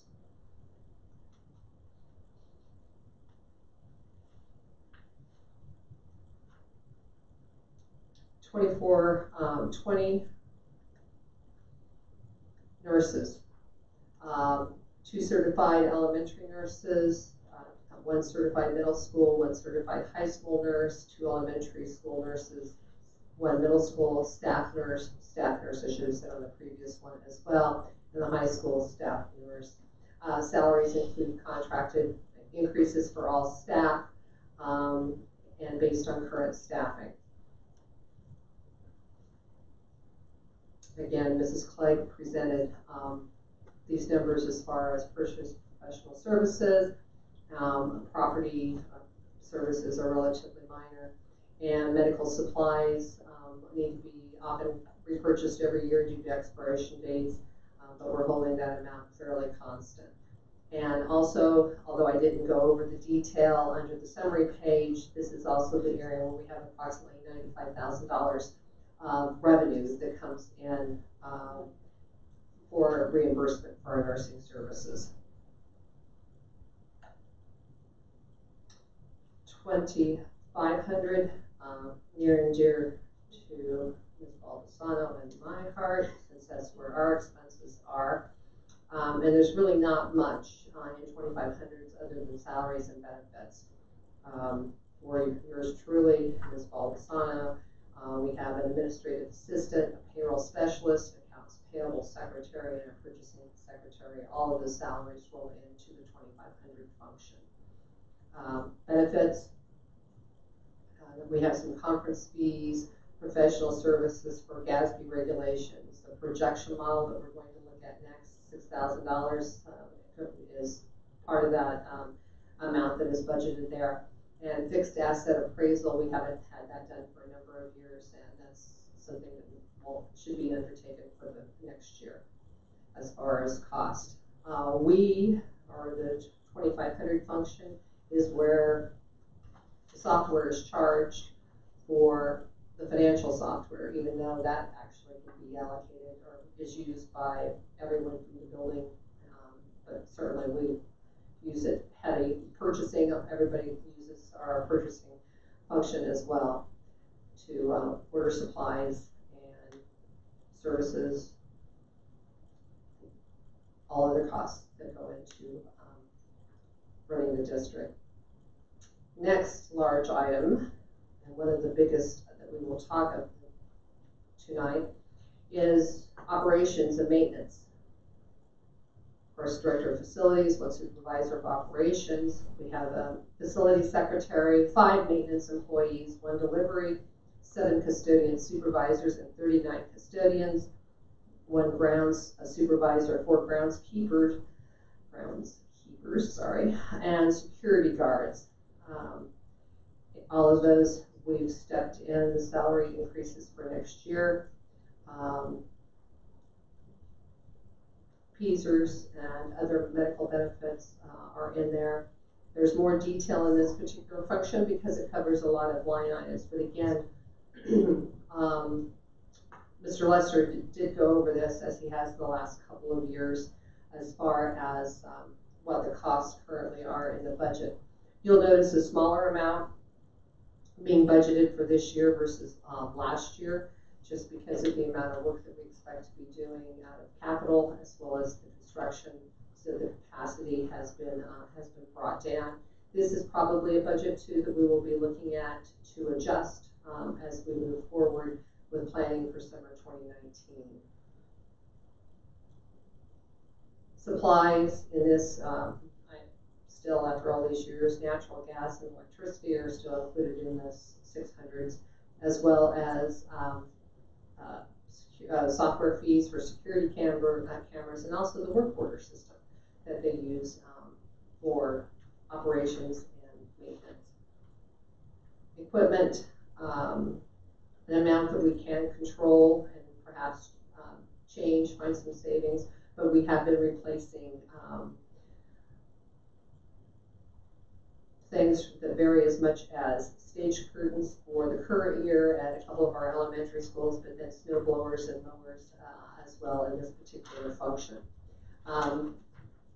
Dues and fees, building permits, renewal for pesticide application, and certain other PDEPs, and DEP fees would be located within the 2600s. I don't know that I really need to say anything too much about the 2700s, unless we wanted to talk about the number of buses we actually have, and of course, Mr. Chris talked about the vans and that type of thing. I do want to call to your attention and give a couple of points. Chris's, the general fund budget doesn't cover or include costs for the buses. He's looking to buy 5 buses next year. However, at about the cost of 4 large buses, we want to replace a 48 passenger, I believe, with a 30 passenger bus. And but he's looking at those costs. However, that will come out of the capital budget, is the plan at this point in time. And the other piece is very large in our transportation budget that he really didn't speak to, and indicated that I would, has to do with the property and the rental and everything at 275 New Jersey, being a little bit more land building rental for garage, the lot, trailer, and steps. We're budgeting for $458,000. That number is a little bit soft until we execute the second amendment for that particular lease agreement, which, by the way, will be brought before this committee on March, and before March 21st, and then before the board on March 25th. We need to exercise that by April the 1st to let them know.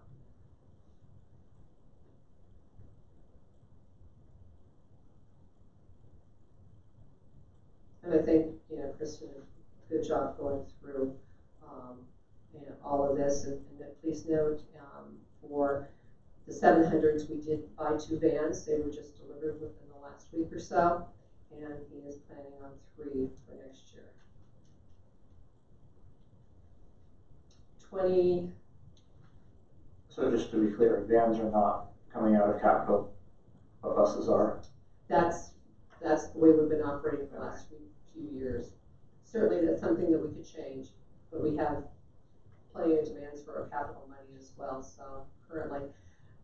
And, you know, we could cut back on 1 van or down to 2 vans if we needed.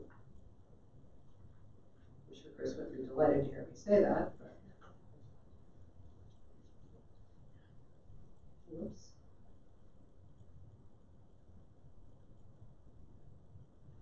2,800 support services for central office. That mainly encompasses human resources, and you'll see those at the top of the page and the salaries related to that.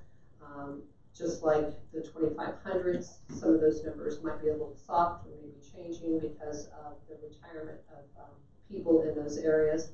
We also have data processing covered under support services. This is where the previous Airmark contract used to be. So we have the coordinator of data quality. This is Mr. Malachi, to give you a name.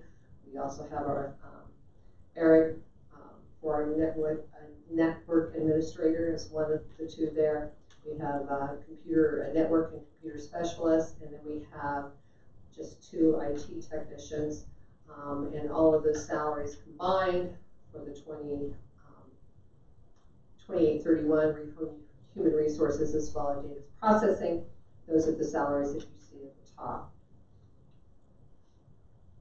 We, in this particular area, there are also purchase professional services, like Gallagher and Company, also a healthcare consultant. They will be here next month to look at the trend of and our individual history and more in depth than what Mr. Russell did tonight. But we also have fingerprinting services, Quest Behavioral, and some of the other employee assistant programs. Copier expense, very minor. Supplies, software fees, again, you may not realize we do our sub and attendance tracking is through a software, Frontline Enroll benefits and enrollment software that is used by everyone. But for HR, PAE TEP, which is the teacher evaluation software. And we have retiree billing for COBRA benefits, My Learning Plan, professional development, and Forecast 5. Dues and fees is primarily for the amount that is related to the Corey fee, Form 720, something that is required once a year that is filed for the district.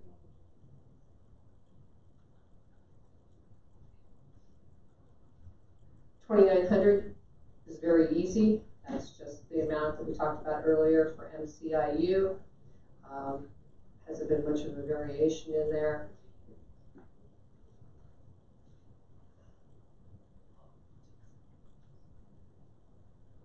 Moving on to 3,300s. Community services.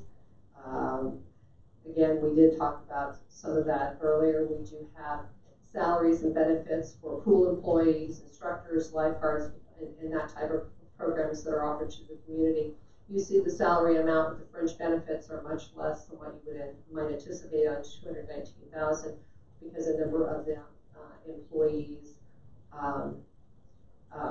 there are no other benefits other than just those driven by salary.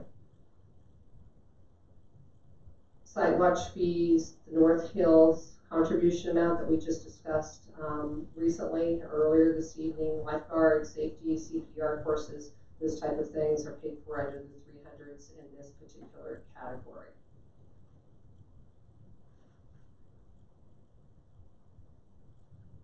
Jumping from a relatively modest amount, small amount, into one of the largest, we're going to be looking at debt service and as we move forward, and Ms. Baldessano broke out the interest payments on the lease for the Chromebooks so that you can see it's a relatively modest amount. But then each one of the GOBs, general obligation bonds series that we are still paying for or have paid for, you'll notice a couple of them are falling off. That is, we won't have payments, relatively minor amounts, are listed out here individually for interest and principal. We did, for 2019, we have incorporated new debt of $1 million. Ms. Doyle will be here next month. That is an estimate for how much might be there. That amount will most definitely change depending upon if we borrow $10 million bank qualified for the current year and when that money would be borrowed, or if it's decided to do some other borrowing for Sandy Run. As a placeholder. That is all that is at this point in time. Now, the other new debt we've attempted, well, not on this, excuse me, I was thinking about the projections, which we'll get to shortly. But you can see that the total principal payments and the total debt payments, really the only soft number that's on this page might perhaps be the $24,000 as an estimate at the very top, but the $1 million is the correct statement. So everything else comes off another piece of paper on something that's been sold previously. Now, another item within the debt, the $5,000, are the transfers. And if you look at fund transfers, you'll see the amount transferred to the capital project fund, $1.459 million. We still call it debt fall off, but a reduction in debt that we've been pushing through into capital projects. We had a conversation. This is a soft number, the $2 million. That may certainly change as we move through the budgeting process. But amount transferred to debt service fund. Please note the amounts that have been transferred for this current year as an estimate.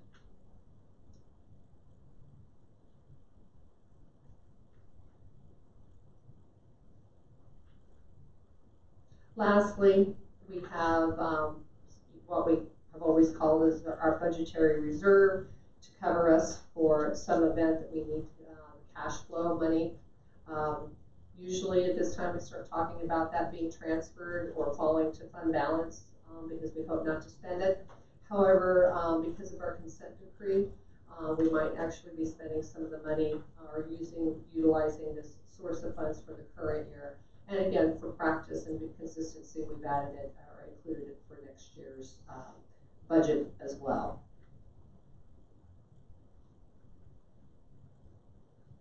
That concludes this exciting dynamic part of the evening. We did cover $40 million,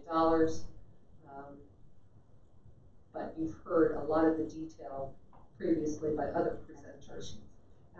Next month, on March 21st, we'll be going over the meatier 1100s, the 1200s, where and the balance of the budget, and we'll see if there are any adjustments that we want to make to the rest of this at that point in time.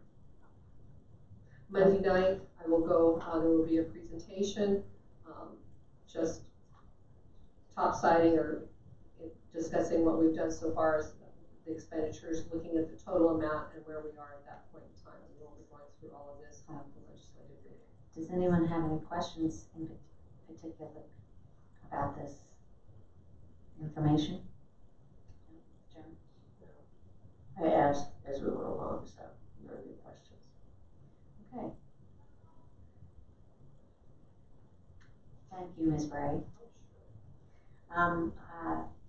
So there will be a presentation on expenditures, is what you're saying? On Monday night. Yeah, on Monday night, okay. The 5-year projection model? If we can give Jen just a second to switch out, plug in her computer. This will be relatively brief. It's 9:15. Just some of the things that we want to look at since we last spoke about this, I believe in December 20th was the last time we looked at this.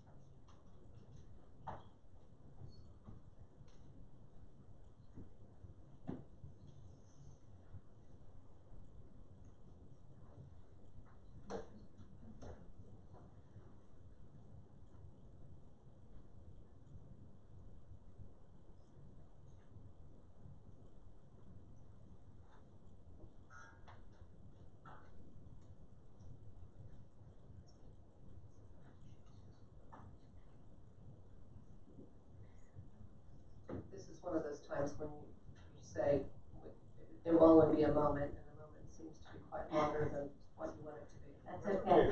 The Mevo has at least another 10 minutes.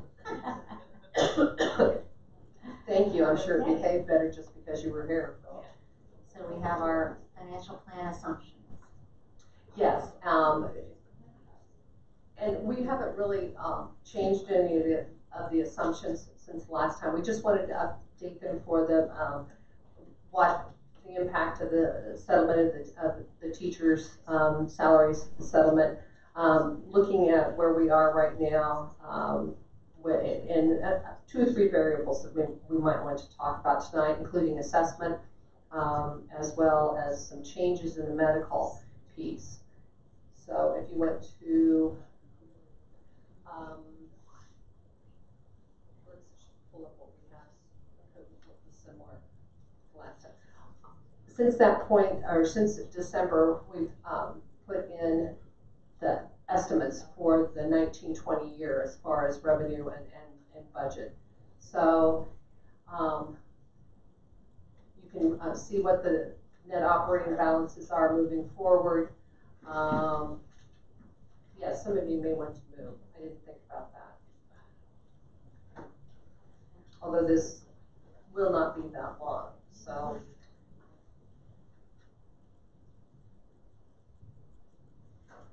So just so that you can see where we are with budget for the current year and for moving forward and the current deficits, if you will, and where fund balance is. So if you would go in and put in the amounts for the teachers. These are actual, this is the actual salary. Well, thank you for the prompt on that. It's what we calculated is what Mr. Seekabus and I reported on publicly as far as the percentage increases for that. However, as Dr. Levinowitz always likes to remind me, and appropriately so, we will have some people that will retire that we're not expecting, because when we look at assumptions, we always hold to the same exact number as what we did on the matrix at that point in time. So you can see as we go through and make those changes, what it does to the bottom line and to fund balance as far as where we are 5 years out. But again, going back to what we were talking about, and again, Mr. Sirota had made the comments that anything really beyond 3 years on enrollment projections and certainly on financial projections, everything becomes much murkier, after a year or 2 down the line. So if we can go back to the one, yeah. Okay, this is more concise. So you can see what it does to the operating balance as well as the changes within end of the year fund balance if we simply look at that. But that's not the only change that we're going to have moving into the future. We have some development going on in Upper Dublin. So let's take, when you look at the amount, and by the way, earlier today I looked at the numbers that rolled out from this and compared it to what was on the previous slide. And you might recall it when Tom and I did the presentation, we said it was about $5.5 million, and the amount did transpose without any other changing any other variables to be about that amount of money over the period of time. So looking at assessment, let's talk about, and you may not recall, just leaving 0.2% in there for a growth factor. But for this, for the first column. But if we put, let's say when we anticipate the initial partial assessment coming through from Promenade, if we put that in there at 1%, you would be able to see the impact that would have, again, on the operating balance and the change as we would move forward. And if you Is that showing the total assessment base of the township growing by 1% in that year? Is that what that means? That's what that means. And that's extremely high, which we've discussed before, but unlike the properties that come on in residential facilities, for example, the Regency, with 105 properties, is that? Yes, and, but yet the total amount of assessment for those properties is about 800, or the total amount, excuse me, of additional revenue, now that it's all billed out, is approximately $800,000. Uh-oh, it's dying. Oh. It's getting tired like the rest of the humans in the room. So and 1% might be an accurate number. Again, it's just something to show us if we, oh darn it.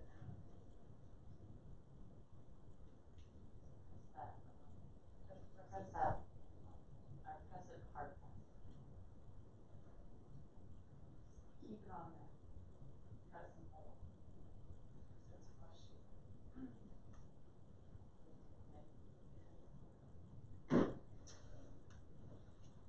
Bill, any suggestions? Please.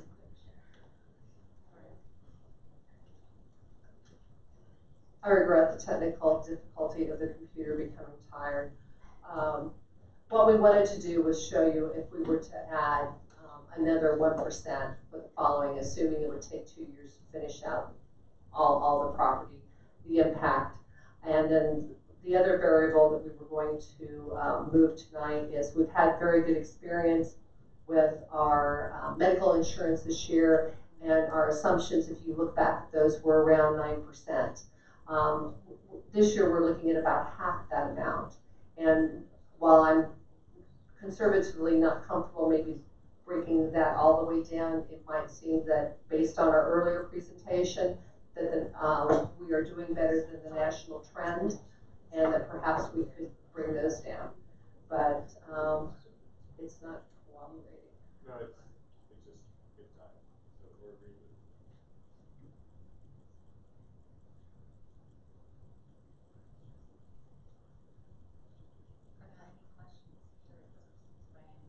Yes, while we have, okay, we're back.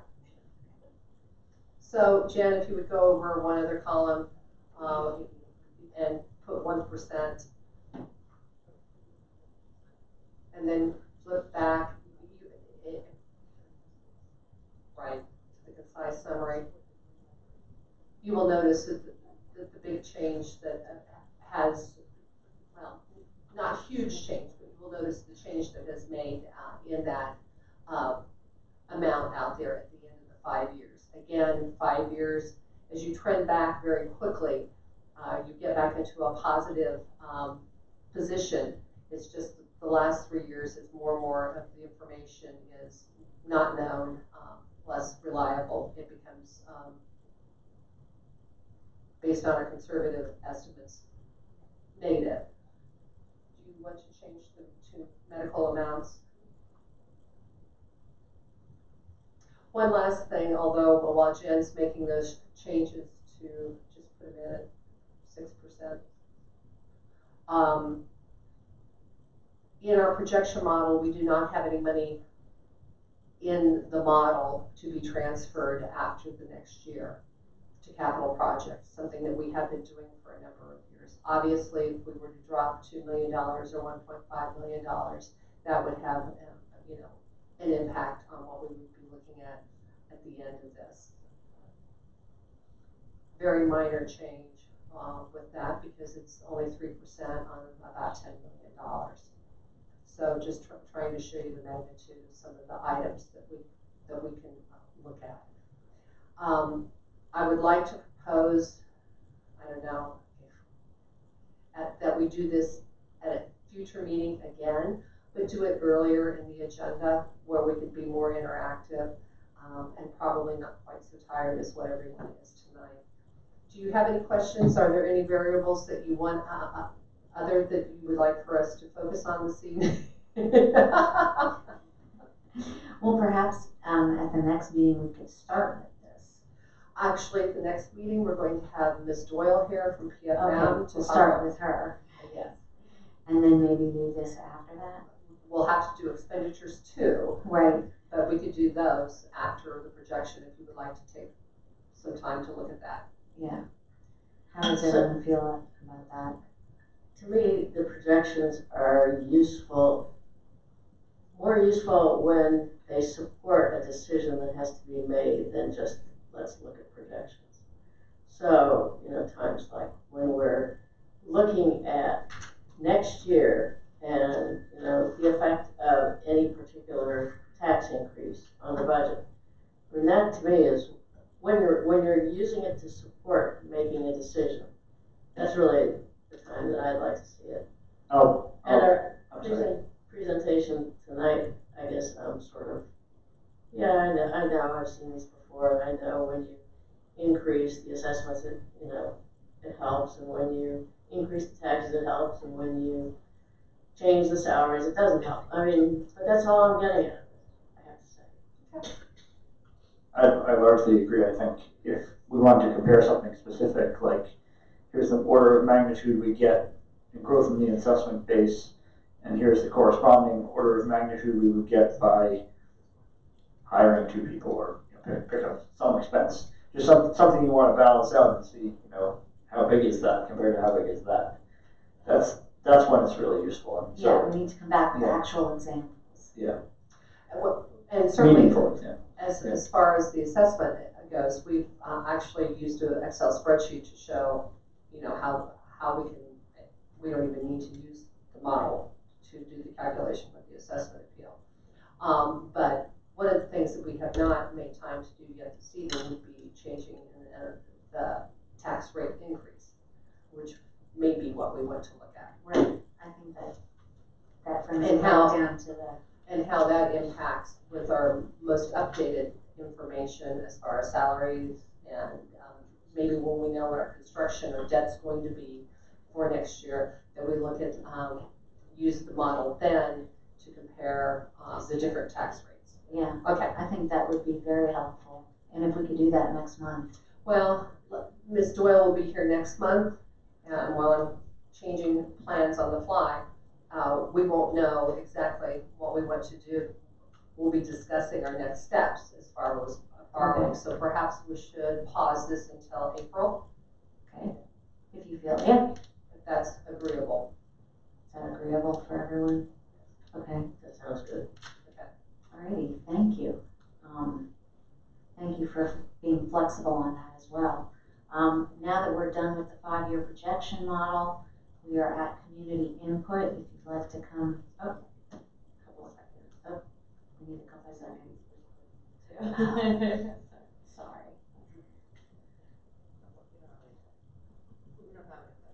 Don't worry, we don't have anything. All right. No, okay, there's no community input. I just heard from the community. Don't worry about the timer, we're good. The community has spoken. So there being no community input, if there are no more comments or questions from anyone, we will end the meeting. Our next meeting will be on March 21st, 7 p.m. right after operations, and we are now adjourned. Thank you.